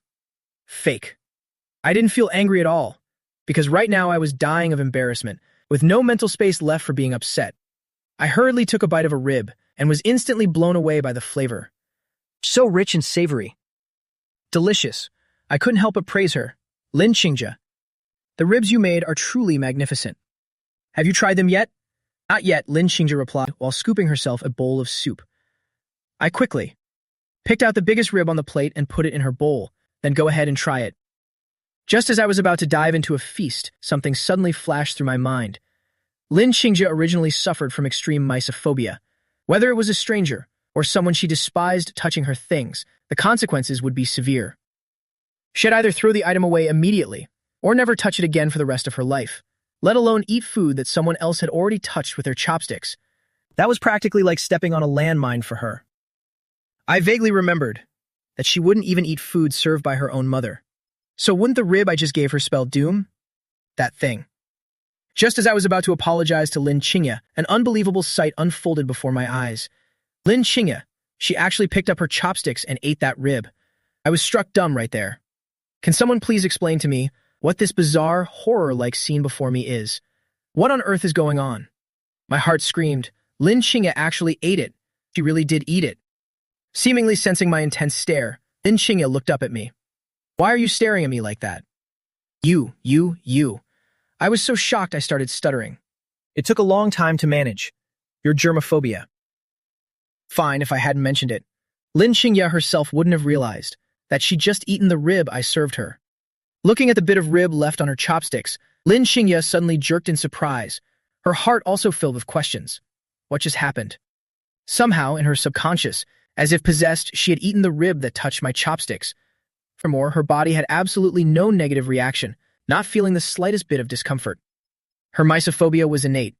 Just being an object others had touched, even if her mind said it was fine, her body would still instinctively resist. Of all things, the 2 most serious triggers were others touching her personal items and serving food to her. With family, over the years she had managed to reluctantly adapt, but with Muji, what was going on? Just who on earth are you? She glanced at me, currently standing as still as a statue, and while saying one thing, she placed the remaining piece of rib into the scrap plate beside her. Then she coldly spoke. Hey, that was just a momentary oversight. Hearing her say that, I nodded in agreement, thinking it made sense. Mysophobia couldn't just be cured so easily. After the meal was over, I took the initiative to head to the kitchen to clear the dishes. Wait until I had put everything back in its place. Stepped out of the kitchen with the trash bag in hand. I suddenly realized the sofa was empty, with no sign of Lin Xingye anywhere. I pricked up my ears and listened closely, the sound of rushing water coming from the bathroom. As for the kind of person I am, though I don't have any major flaws, my minor bad habits are too many to count, like being incredibly forgetful or sometimes speaking without thinking. Right now, I had completely forgotten that Id just showered and all the good deeds Id done in the bathroom earlier. I grabbed a tub of ice cream, a bottle of Coke, and a large bag of cucumber-flavored chips, then sprawled out comfortably on the sofa, my legs propped up on the soft rug. I was thoroughly enjoying this fantastic nightlife. The moment I sat down, I casually flipped the TV channel. A hilarious variety show was playing on the screen. Being someone with a sense of humor, I ended up laughing non-stop from beginning to end. Just as my mood was so uplifted, I felt like soaring. The bathroom door was suddenly flung open with a powerful bang. I was so startled I sprang off the sofa like a coiled spring. Terrified, I stood on the sofa and spun around. I was just about to give Lin Qingye a piece of my mind, to ask if she had gone completely insane. But as soon as I turned my head, I saw Lin Qingye with her head covered in laundry detergent bubbles. I was clearly scared out of my wits at that moment, but I still couldn't help but burst out laughing. I originally thought that since she cooked for me today, all our past grievances would be wiped clean. I even planned to sneakily clean the hairdryer and clear out the soap from the dryer and secretly put the tissues back where they belonged. But I was so focused on eating that I completely forgot, which led to this disastrous scene right before my eyes. I stuttered out, I didn't do it on purpose. But those next few words, when I checked my conscience, I truly couldn't force them out. Lin Qingye stood at the bathroom door, staring at me for a few seconds, and then suddenly she began striding toward me. I was so terrified my legs turned to jelly, and I collapsed right onto the sofa. What are you planning to do? But as soon as the words left my mouth, seeing her current pathetic appearance, I once again couldn't stop myself from laughing. Lin Qingye exuded a chilling, murderous aura, and the air around us seemed to freeze in an instant. My survival instincts kicked in hard, and I immediately wiped the smile off my face, kneeling obediently on the sofa. Lin Qingye just kept staring at me without saying a single word, but her gaze grew colder by the second. I swallowed hard, feeling tense, my heart racing as if it were about to jump out of my chest. My heart was fluttering with anxiety. How should I put it? Lin Qingye is actually quite terrifying when she's genuinely angry. She didn't scold or hit me, but just staring like that sent shivers down my spine. Before I pulled the prank, I knew she'd be mad, but I didn't expect her to be this furious. Terrified, I quickly apologized. I know I was wrong. Who would have thought that in the next second? Lin Qingye would suddenly raise the hairdryer in her hand, sharply cutting off my unfinished apology. Shut up! The entire living room immediately fell into a terrifying silence. I looked up at Lin Qingye, too scared to utter another word. Time passed, second by second, and just as I was finally getting used to this strange atmosphere and was about to breathe a sigh of relief, Lin Qingye suddenly leaned in close, with one knee on the sofa and the other foot on the floor. Her tall, slender shadow immediately loomed over me, blocking out almost all the light. I was scared out of my mind, trying to shrink into the corner of the sofa. Hey, what do you think you're doing? I warned her tremulously. If you dare do anything reckless, I'll call Aunt Lin, and we'll see how she deals with you then. Lin Qingye smirked emotionlessly. Before my mother gets a chance to deal with me, I'll have already finished dealing with you. My heart skipped a beat. Those words were absolutely true. If she actually made a move, by the time Aunt Lin arrived, there wouldn't be a single bone left of me. I realized instantly that I had to apologize and beg for forgiveness quickly before things got any worse. Thinking of this, I hurriedly humbled myself and apologized again. Lin Qingye, I really know I was wrong. Lin Qingye gave a cold laugh. Do you think an apology is useful now? I originally intended to just stay silent and get it over with, but on second thought, in this situation, silence was a death wish. So after a moment of hesitation, I still mustered up the courage to reply. Well, an apology is still better than nothing, right? One must learn to be content to be happy. The moment those words left my mouth, Lin Qingye's face turned as black as soot, and a fire of pure rage erupted in her eyes. I felt like the space around us suddenly transformed into a hell filled with 100 demons. Lin Qingye was the king of hell coming for my life. My strong survival instinct made me back down instantly.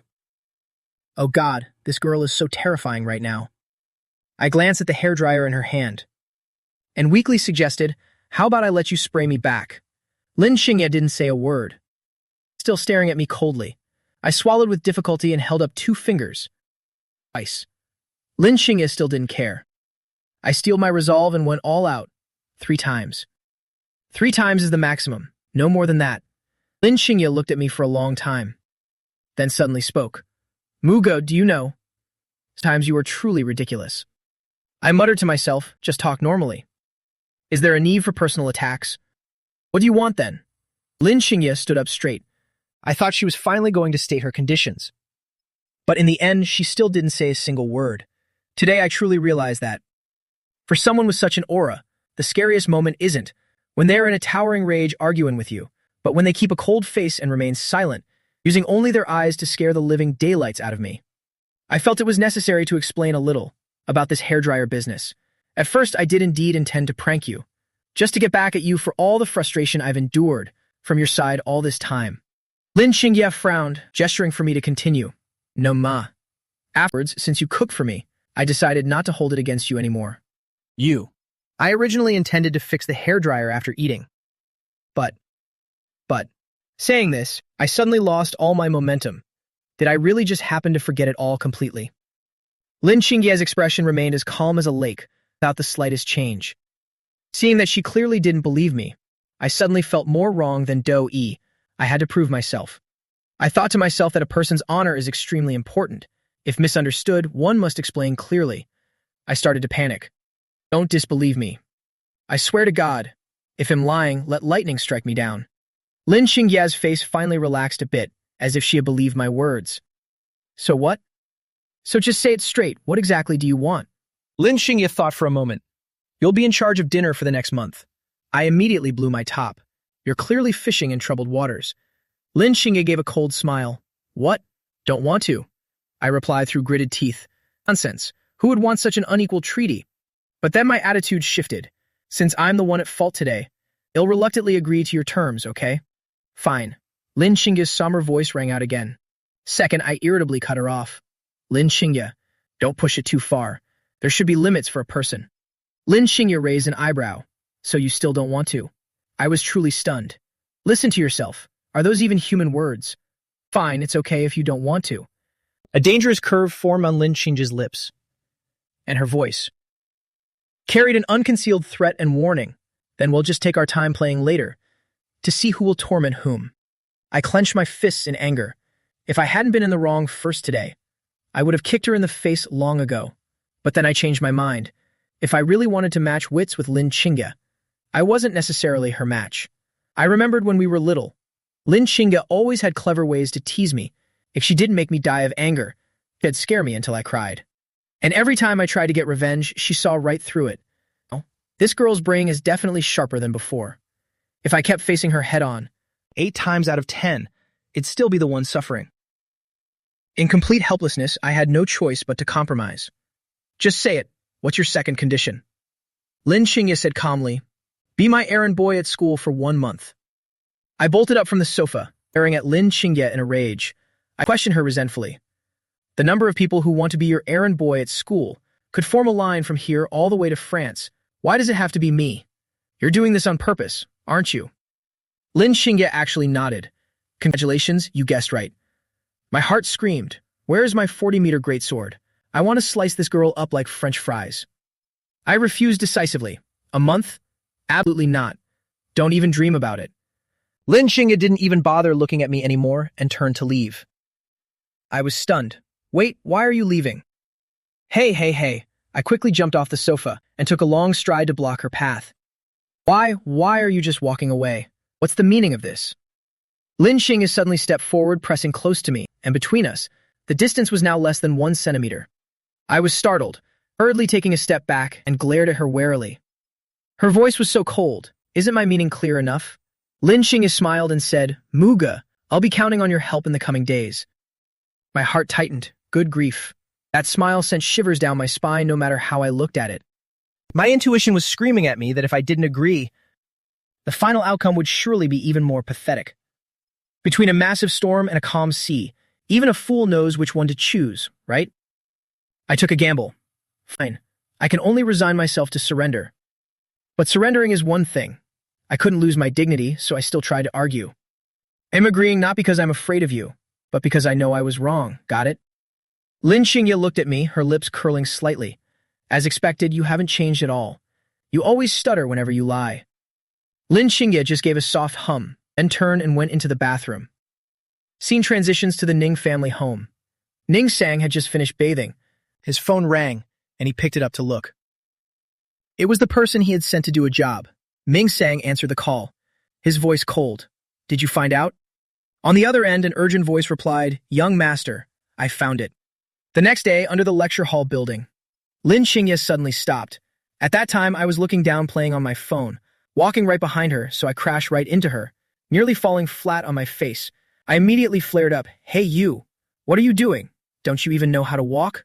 Lin Xingye turned around to look at me, and suddenly said, I didn't eat enough for breakfast. Go to the cafeteria and buy me a sandwich and a carton of fresh milk. I crossed my arms with a smirk. You deliberately didn't eat enough. Just to make me your errand boy, didn't you? Lin Xingye took out her phone to check the time. It's 7:19 now. You have 11 minutes left. If you don't hurry up, even if you run, you won't make it in time for morning self-study. Having said that, she turned and walked straight away. I was so angry I was about to explode on the spot. This girl is definitely tormenting me on purpose. The convenience store was clearly right next to the parking lot. Why didn't she say something when we were leaving? If it's not intentional, then what is it? Stifling my anger, I stormed into the convenience store and asked the staff, Excuse me, do you have any sandwiches or milk that are about to expire? The shop assistant was completely stunned. If there hadn't been only 2 people in the shop, he would have thought he had misheard. About to expire. The clerk felt the need to confirm once more. That's right. I replied with a look of pure resentment. The clerk immediately became serious. Student, I'm truly sorry, but we are a regular chain store, and we cannot sell expired food. What if there's a problem after eating it? I was so angry I was about to lose my mind, screaming, It's better if there's a problem after eating. It would be best if Lin Xingye ate it and lost her mind. Of course, in the end, I could only buy a fresh sandwich and fresh milk. To compensate I also made use of every second to buy a bunch of snacks for myself and stuff them into my backpack. Carrying the plastic bag, I forcefully pulled open the window right next to Jiang Ruoxua. Jiang Ruoxua heard the noise and looked over, seeing it was me. She immediately smiled and greeted me. Good morning, handsome little guy. Is there something I can help with? Usually the class was very quiet at this time, so Jiang Ruoxua's voice naturally attracted everyone's attention. I raised my hand and said emotionlessly, Give this to the person sitting behind you. Jiang Ruoxua took it, opened it and looked. A sandwich and milk? Little guy, are you here to deliver breakfast to Lin Xingye? Resentfully, I left her with these words. Pushed by life. I was forced into it. It's not voluntary at all. Having said that, I stomped away in frustration. However, the boys in the class were already crazy with jealousy. Did you guys hear that? The school beauty asked Mu Ge to buy things, and he even said it was because he was pushed by life and forced into it. He truly doesn't know how lucky he is. If I could be the school beauty's errand boy, I'm sure even the passing breeze would feel sweet. It's just like the saying, what you don't cherish is exactly what others long for. Half understanding, Jiang Ruoxue turned around and handed the plastic bag to Lin Xingye. So you forced Mu Ge to go buy this for you? I thought he had brought it as a gift on his own. Lin Xingye said nothing, took the bag and pulled out the sandwich, tore open the packaging and began to eat. Jiang Ruoxue shrugged and turned back around. The moment she turned away, a smile appeared on Lin Xingye's lips. One even she herself didn't realize was there. My Class 2 and Class 1 were complete opposites. Right now the noise was so loud it felt like it would burst my eardrums. But the moment I stepped into the room, the entire class suddenly fell silent. Every eye was fixed on me. I wondered to myself, why are they looking at me? It's almost time for the morning reading. So get your textbooks instead. Really, I entered the class and strode quickly toward my seat. Ming Sang was sitting in his place.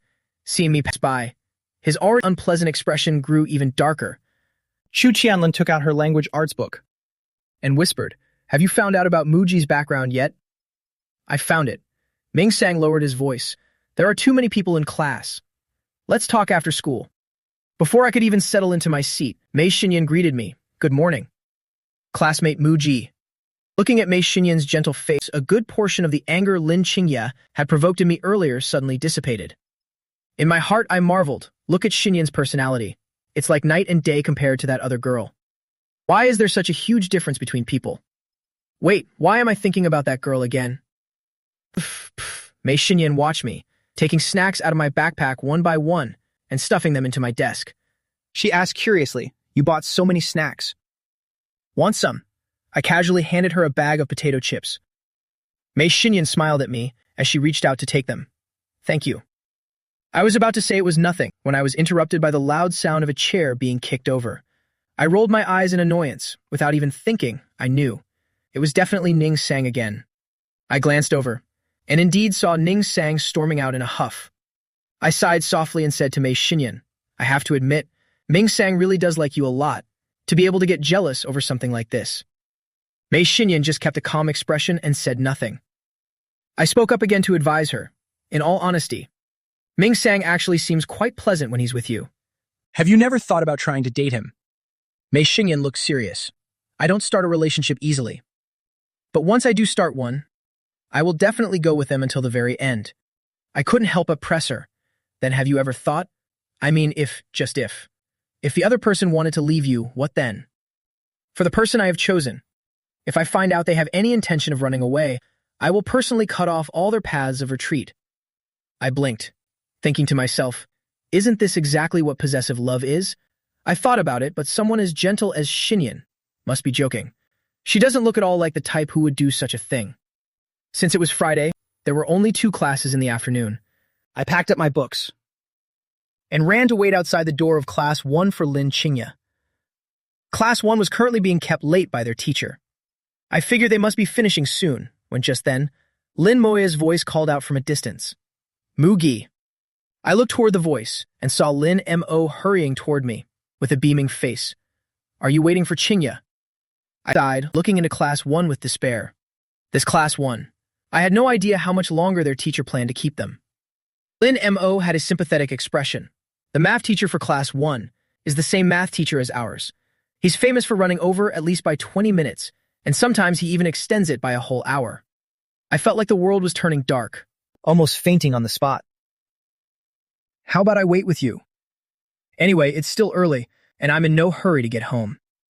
Lin Emu smiled and suggested, "I can also tell you some school gossip while we're at it." At the same time, Ming Sang was being dragged along by Chu Tianlin as they exited through the back door of the classroom. Suddenly, Chu Tianlin noticed that Ning Sang was staring in a certain direction to his left. Following Ning Sang's gaze, Chu Tianlin caught sight of Lin Mu and me, laughing and talking happily in front of Class 1's door. Chu Tianlin frowned. "Brother Sang, why are you looking at them?" Ning Sang gave a cold laugh. Believe it or not, Lin Mu definitely has his own motives for approaching Mu Ji. Mugi is bound to be miserably harmed by him later on. And not just once. Chu Tianlin was full of shock. "How do you know?" Ning Sang withdrew his gaze, leading Chu Tianlin as they continued walking. "Pa. Mugi's simple mind is probably just like yours. None of you can see that hateful fake facade on Lin Mo. But it's normal that he doesn't realize it. It would be strange if he did. Not many high school students can see through a veteran White Lotus like Lin Mo. Mugi is, after all, the young master of the Mu family. He's been too protected since he was little. Whether studying at home or abroad, he's always surrounded by good people. So how could he possibly see the true nature deep within someone's bones and what kind of heart they really have? People, you know. Only after meeting many bad characters can they distinguish between a human and a dog. 20 minutes passed, and Lin Mu had finished telling me all the scandals he knew, in one go. My mind was already exhausted, so I couldn't help but complain. "You finished the whole story, so why hasn't that girl's teacher dismissed the class yet?" Lin Mu was suddenly stunned, looking at me in shock. Mugi, you actually dare to call Miss Lin that?" I nodded calmly. "I've called her that since we were kids." Lin Mu became even more astonished that Miss Lin doesn't get angry at all. I shrugged. "She used to, but not anymore. I guess she's just used to it." Lin Mo laughed. "Miss Lin is really good to you." I suddenly fell silent, thinking to myself, in what way is she good? Lin Mu suddenly spoke up. "Muji, there's something you probably don't know yet. Back in 11th grade, there was a new 10th grade student who, having been the big boss in middle school, challenged Miss Lin's authority time and again, not long after starting at the school. At first, the young miss didn't hold it against him, but as a result, he became increasingly arrogant, even daring to hit her during a ball game, and then even called her a dog. I listened, my jaw dropping in surprise. He was that gutsy. Did you not know what Lin Qingya's family background was like? Lin Mu nodded. It was precisely because he didn't know that he dared to be so overbearing. I immediately felt intrigued and asked impatiently, so what happened next? Was he dealt with miserably by that girl? Lin Mu sighed, yes. The ending was quite tragic. Not only was he taught a lesson by Lady Qingya's crazy fans that he'll never forget, but his family's company also went bankrupt within a single week. I nodded, thinking to myself that the price was indeed a bit heavy, but that is truly Uncle Lin's way of doing things. Uncle Lin may look very kind and gentle on the outside, but once he truly decides to act, he absolutely leaves no room for anyone to retreat. Jiang Ruoxiu suddenly acted as she always did, and the math teacher's roar echoed through the classroom. Lin Mo and I looked over curiously. The teacher was seen slamming a set square hard against the teacher's desk. Why are you playing on your phone again? It seems you already know how to solve the problem I just explained. Then stand up here and explain it to me. Jiang Ruoxiu stood up nonchalantly and directly replied that she didn't know. The math teacher was so angry, he let out a cold laugh. Why is it that every time I call on you, you never seem to know? Jiang Ruoxiu chuckled and replied, if I already knew, then why would I even need you to teach me? Jiang Ruoxiu, the math teacher screamed, right now, immediately, get the hell out of my class. Yes, by your command, sir. Jiang Ruoxiu didn't bother saying another word. She slung her backpack over her shoulder and slipped straight out the back door. The teacher was so furious he chased her all the way to the front door, shouting at her back, Jiang Ruoxiu, I told you to stand outside as punishment, not to go home. Roll your way back here right now. But Jiang Ruoxiu completely ignored him, without even turning her head once. The math teacher, face turning gray with rage, returned to the class. I then curiously asked Lin Mo, didn't they say that teachers for class 1 and 2 never dare to speak harshly to the students? Lin Mo explained, that's not wrong to say, but Jiang Ruoxiu is an exception. Jiang Ruoxiu's family may have money, but they lack real power and influence. She is the easiest target to bully in class. So many teachers love to use her as a scapegoat, or vent all their frustrations from elsewhere onto her. I immediately felt this sense of injustice for Jiang Ruoxiu. How can a teacher act like that? That is truly excessive. Lin Mu just gave a faint smile. What can we do? Who can blame them when most people enjoy bullying the weak? The math teacher finally finished explaining the problems on the board and then angrily announced the end of the class. Qingya quickly stepped out of the classroom, stood in front of me and said, let's go. I let out a sigh of relief, thinking to myself that class was finally over. Lin Mu wore a bright smile and greeted Qingya radiantly. Greetings, Lady Qingya. Qingya only glanced at Lin Mo and gave a cold, indifferent response. I turned and asked Lin Mo, how do you usually get home? Does a family driver pick you up, or do you go by yourself? Lin Mu scratched his head. I take the subway back. Taking the bus was such a hassle with the traffic, so I switched to the subway. I nodded. Oh, is that so? Then where you live? In the Chengxi Nian Dai district. The corner of Lin Mo's mouth curled into a smile that I didn't even notice. I was slightly dazed, then turned to Qingya. It turns out he's going the same way as us. How about we give Lin Mu a ride for part of the way? Lin Mu hurriedly waved his hands. No need, really. Taking the subway is fine. I don't want to trouble you both.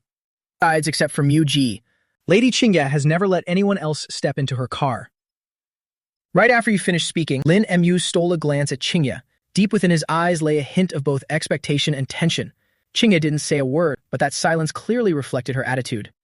I only just realized, if Lin Mu hadn't mentioned it, I would have completely forgotten. Sitting in the car, I fastened my seatbelt and curiously asked Qingya, can I ask you a question? Qingya glanced at me, speaking as she drove out of the parking spot. Tell me, why is it that you don't like having boys sit in your car? Before answering your question, I want to ask you one too. Qingya leaned against the driver's seat and asked, why don't you like eating winter melon and bitter melon? I frowned. I just don't like them, that's all. There aren't that many reasons why. As soon as I finished, I fell silent, thinking to myself that this girl had just dug a hole for me to jump into. Qingya gave a cold laugh, and I'm giving that exact same answer back to you. I couldn't help but admit that Qinya was becoming increasingly difficult to deal with, not at all like when we were kids. Back then, no matter what, I could always get the better of her. Now things have changed. The wheels of fate have turned, and I'm the one who's always at a disadvantage. Inside, I felt utterly unresigned. I must find a way to turn the tables as quickly as possible. Returning home, I resignedly entered the kitchen and began washing vegetables to prepare for dinner. Qinya wandered over holding a can of Coke, leisurely leaning against the kitchen cabinet, watching me while she drank. I frowned at her. What are you doing here? Planning to lend a hand, or are you just here to surrender? Qinya shook her head. If you're not helping, and not surrendering, then what are you doing here? Improvising? Afraid I might poison you or something? Qinya's gaze instantly turned dangerous. Muge. When you have nothing better to do, don't ask such nonsensical things. It only makes you look incredibly foolish. I immediately bristled, grabbing the sorry fish in my hand and pointing it straight at Qinya. You, Lin girl. I'm warning you, I put up with you for far too long. Don't take my tolerance as capital for your thick-skinned arrogance.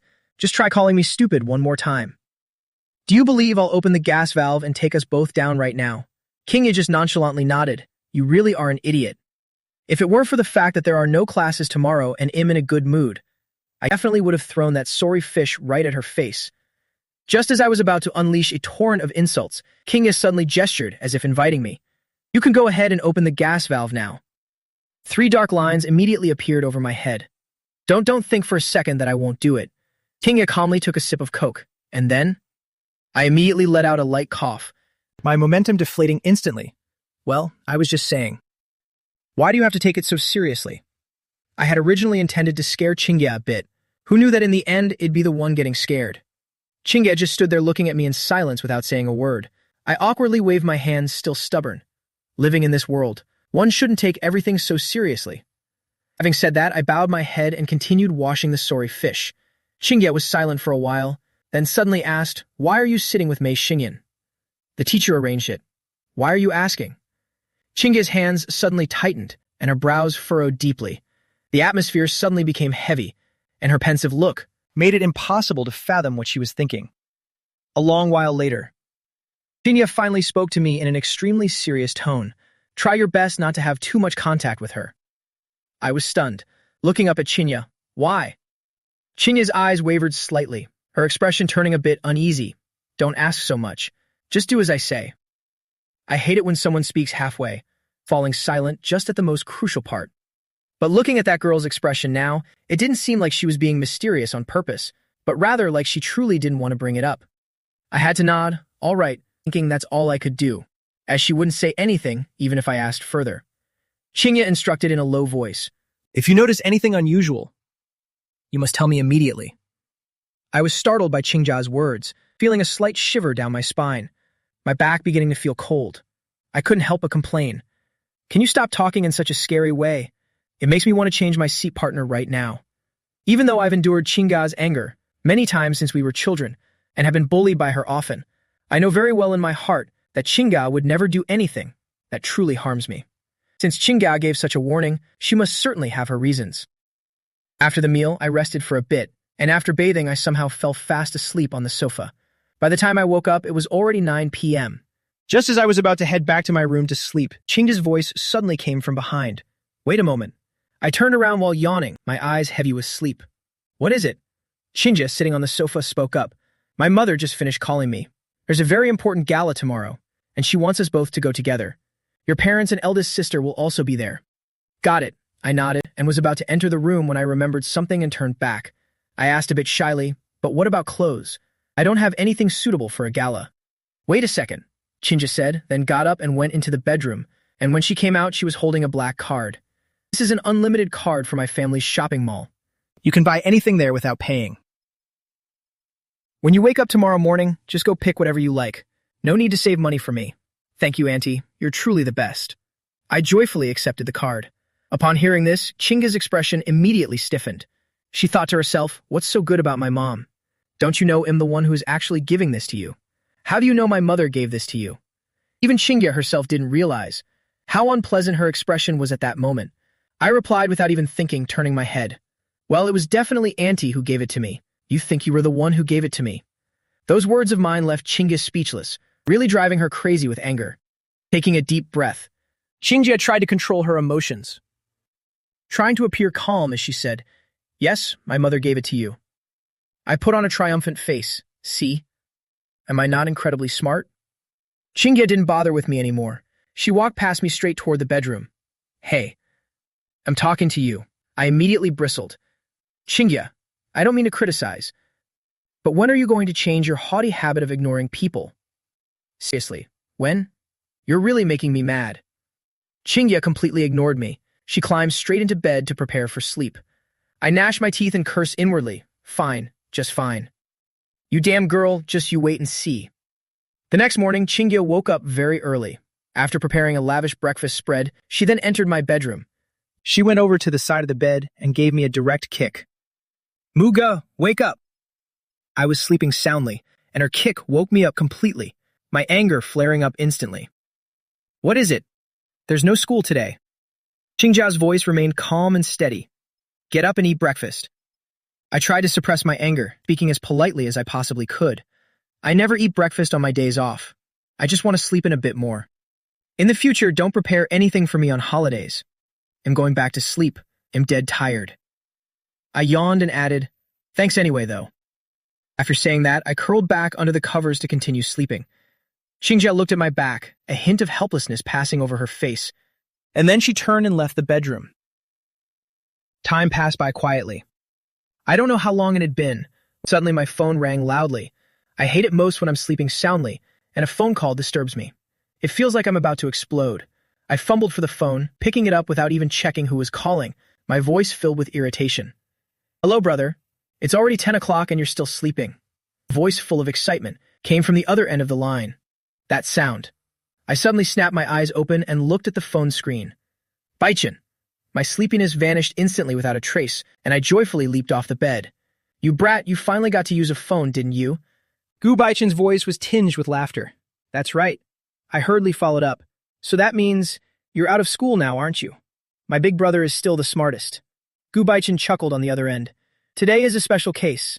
Otherwise, I'm afraid I'd only get to see you again during the Lunar New Year." Hearing this, I slightly frowned. "What special case?" Gu Baichin explained. "Isn't there a big commercial gala in the city tonight? My parents insisted on taking me along to broaden my horizons. You know, I hate attending those kinds of parties, but when I thought about how I might run into you there, I agreed to go immediately. So, are you definitely going too?" "I am, but I still have to go buy some clothes this afternoon." "What perfect timing. I need to buy some things too." Gu Baichin continued, "So get up quickly. Let's set out right away." "Copy that." I jumped out of bed. "I'll hang up now. See you later." I slipped on my slippers and rushed into the living room, just in time to see Chingia sitting on the sofa painting. I shouted toward her, "Chingia, you'll have to go by yourself tonight. I'll be going with Baichin later." Just as the words left my mouth, the brush in Chingia's hand immediately slashed a line right through the paper. She looked up, looking at me with a bit of wonder. "Gu Baichin?" "That's right," I explained. "He'll be attending the gala tonight too. Isn't his school a full boarding school? How could he come out?" I shot Chingia "You're so silly" look and said, "Because his parents asked for leave on his behalf, of course." A trace of sadness passed through Chingia's eyes, and she finally just gave a quiet, indifferent, "Oh." I quickly brushed my teeth, washed up, and changed my clothes, then waved to her, "Keep working on your painting. Goodbye." The moment the door closed, couldn't wait another second and rushed toward the elevator. The instant I stepped out the door, Chingia immediately threw her drawing board onto the sofa, losing all motivation to paint. Chingia does everything based on her mood. If her spirit isn't right, she basically can't accomplish anything. At the mall, the moment we met, Gu Beichen and I gave each other a tight hug. "You brat." Gu Beichen nodded with a bright smile. "Oppa, I missed you too. It's been so long since we ranked up together." I patted his shoulder. Let's go. Let's eat first. I'm starving." In the hot pot restaurant, Gu Beichen ordered a whole table full of all the dishes I love. "Here, Oppa, eat up. It's my treat today." Gu Beichen quickly filled the entire table with food. "Whoa, hold on." I stopped him. That's enough. Finish this first, then order more if we need." While waiting for the food to be served, Gu Beichen asked with a face full of curiosity, "How is your life living with Chingia going, Oppa?" "Don't even mention it." I replied, taking a sip of barley tea. Every day that girl provokes me until I'm about to explode. Luckily, I'm not in the same class as her. Otherwise, I wouldn't have any peace of mind left for school. If I had known it would be like this back when we were kids, I shouldn't have played that more than friends, less than lovers game with her. It was such a melodramatic mess. Now look at me. It's like I brought this on myself. Gu Beichen said fairly. Even if she annoys you, it's just teasing. But things that truly hurt you, I'm sure Qingye has never done them, right?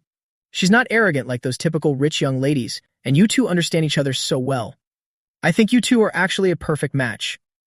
I was almost brainwashed by him. You truly are the heir to an insurance group, I joked mockingly. I don't even want to inherit that group. In the future, I must enter the entertainment industry. I want to act in movies. I want to become a big star. Do you think your parents will ever agree to that? I asked somewhat worriedly. Gu Beichen immediately brightened up. Before it wouldn't work, but now it's fine. My mom is pregnant with her second child, and it's actually twins. The family business can just be handed over to them later, so I'm completely free now. After devouring all the food on the table, Gu Beichen and I left the hot pot restaurant in satisfaction.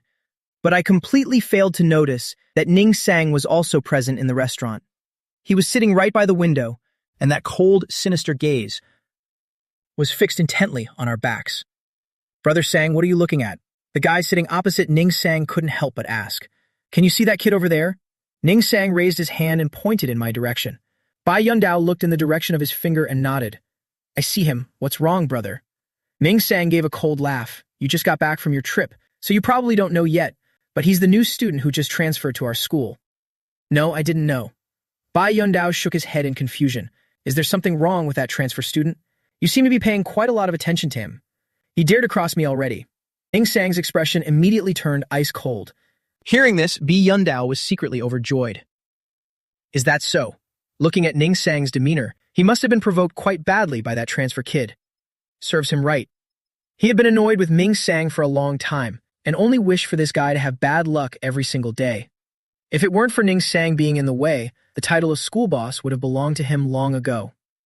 Unfortunately, his family's power compared to the Ning family was far inferior, and they had to rely on the Ning family in every business aspect. That's why his parents nagged him every day, telling him he must never offend Ning Sang. Whatever Ning Sang told him to do, he had to do it. He couldn't fight back or even talk back when being scolded. He had been suppressing this resentment for 3 whole years. Looking back to the past before encountering this Ning Sang, he was always the one bullying others, and everyone had to live by his moods. But ever since Ning Sang appeared, everything has been completely overturned. Now he was the one who had to watch Ning Sang's moods. He was so frustrated that he only wished for Ning Sang to just drop dead. Does he really dare to be that arrogant? He just transferred on his first day, and already dares to poke the tiger's whiskers. Bai Yundao pretended to be extremely indignant. Brother Sang, don't be angry. Just wait until I return to school on Monday, and you'll see how I'll lead my guys to handle him for you. I opened my eyes wide, and appearing before me was none other than Mei Xinyan. Gu Baichen observed me with suspicion and asked, What's up? Do you two know each other? I stared at Mei Xinyan as she approached me, thinking to myself that she was indeed my new desk partner. Gu Baichen once again couldn't help but exclaim, This girl is way too beautiful for her own good. I nodded in complete agreement. Her beauty is indeed beyond reproach. Mei Xinyan walked toward me holding a glass of champagne, corners of her mouth slightly upturned. Mugi, good evening.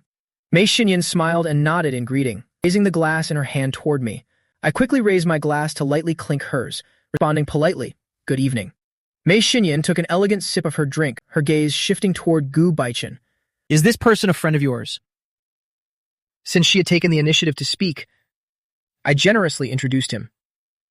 This is my closest friend, Gu Beichen. Mei Xinyan pondered for a moment. Gu Beichen. Could it be the young master of the Gu group? I smiled and nodded in confirmation. Exactly. That's the one. Mei Xinyan politely extended her slender hand. Hello, I am Mei Xinyan. Gu Beichen quickly responded with a smile. Hello. The reputation of the Mei family's eldest daughter is like thunder to my ears. I heard that this young lady never appeared in public before. I didn't expect you to make an exception and appear here today. Could it be that the long-standing rumors were all false? Just then, a handsome waiter stopped in front of everyone. Pardon me for interrupting you for a moment. The waiter politely glanced around and then toward Gu Beichen, pointing to the right, sir, hello. The lady wearing the red evening gown over there Would like to invite you over for a moment. Gu Beechin looked closely and realized it was his mother, so he helplessly patted my shoulder. Mu-ji, you two carry on talking. I'll head over first. Watching Gu Beechin's back as he hurriedly left, only Mei Xinyan and I were left.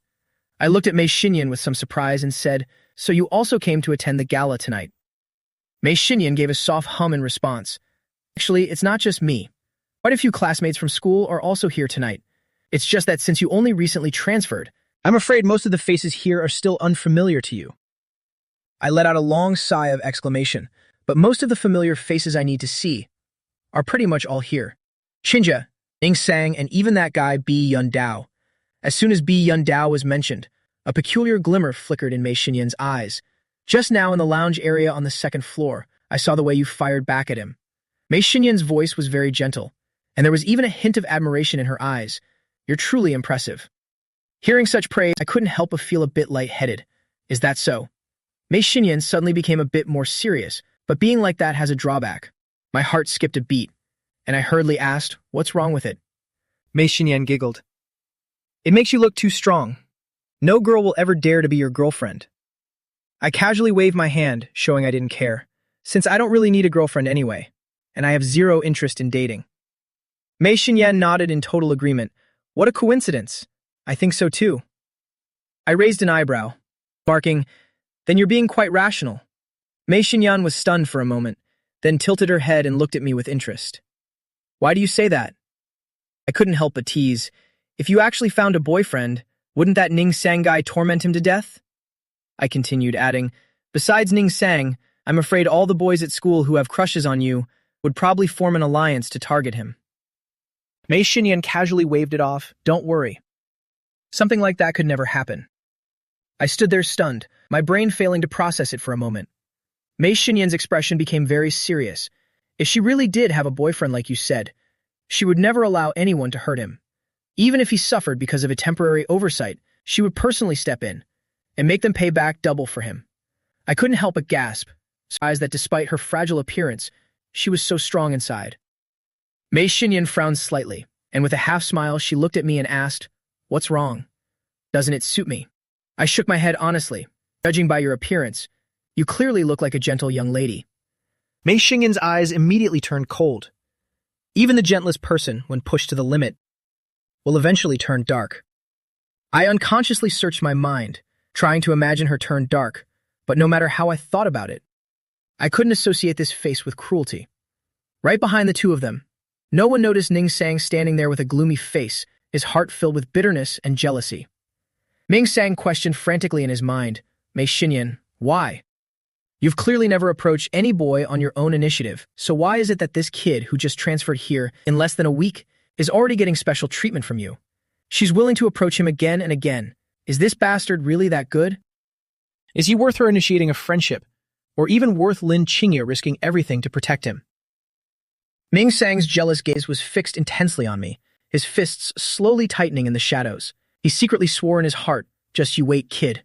For daring to mess with a woman I've set my sights on, I'll definitely teach you a lesson." "Ming Sang, what are you doing here alone, peeking around?" At that moment, a familiar voice suddenly came from behind Ning Sang. Ming Sang turned around in surprise, looking at the speaker with shock. "Big brother, what are you doing here?" Ever since Ning Sang was brought back to the Ning family to join the lineage, he's always been the apple of the family's eye, loyal to the core. But if you ask who Ning Sang is most attached to, it's his biological brother who's 7 years older than him. When something bothers him, he won't say a word to even his parents, but he's only willing to pour his heart out to Ning Da. Ning Da strode up to his brother, following his gaze toward the group, teasing, "So you were looking at Mei Xinyan." Ming Sang gave a disgruntled huff. Ming Sang pointed in my direction, complaining bitterly, introducing me to his brother as the young master of the Mu family, the new transfer student in his class. He continued through gritted teeth, saying he didn't know what kind of spell Mei Xinyan was under to be paying so much attention to me. Ming Da frowned immediately, suspiciously guessing that before I transferred here, I might have known Mei Xinyan already. Not at all. Ming Sang stamped his foot in anger. It was precisely because he knew she and I were strangers that he felt so especially frustrated. He angrily cursed that kid, wondering how on earth, after just meeting Mei Xinyan,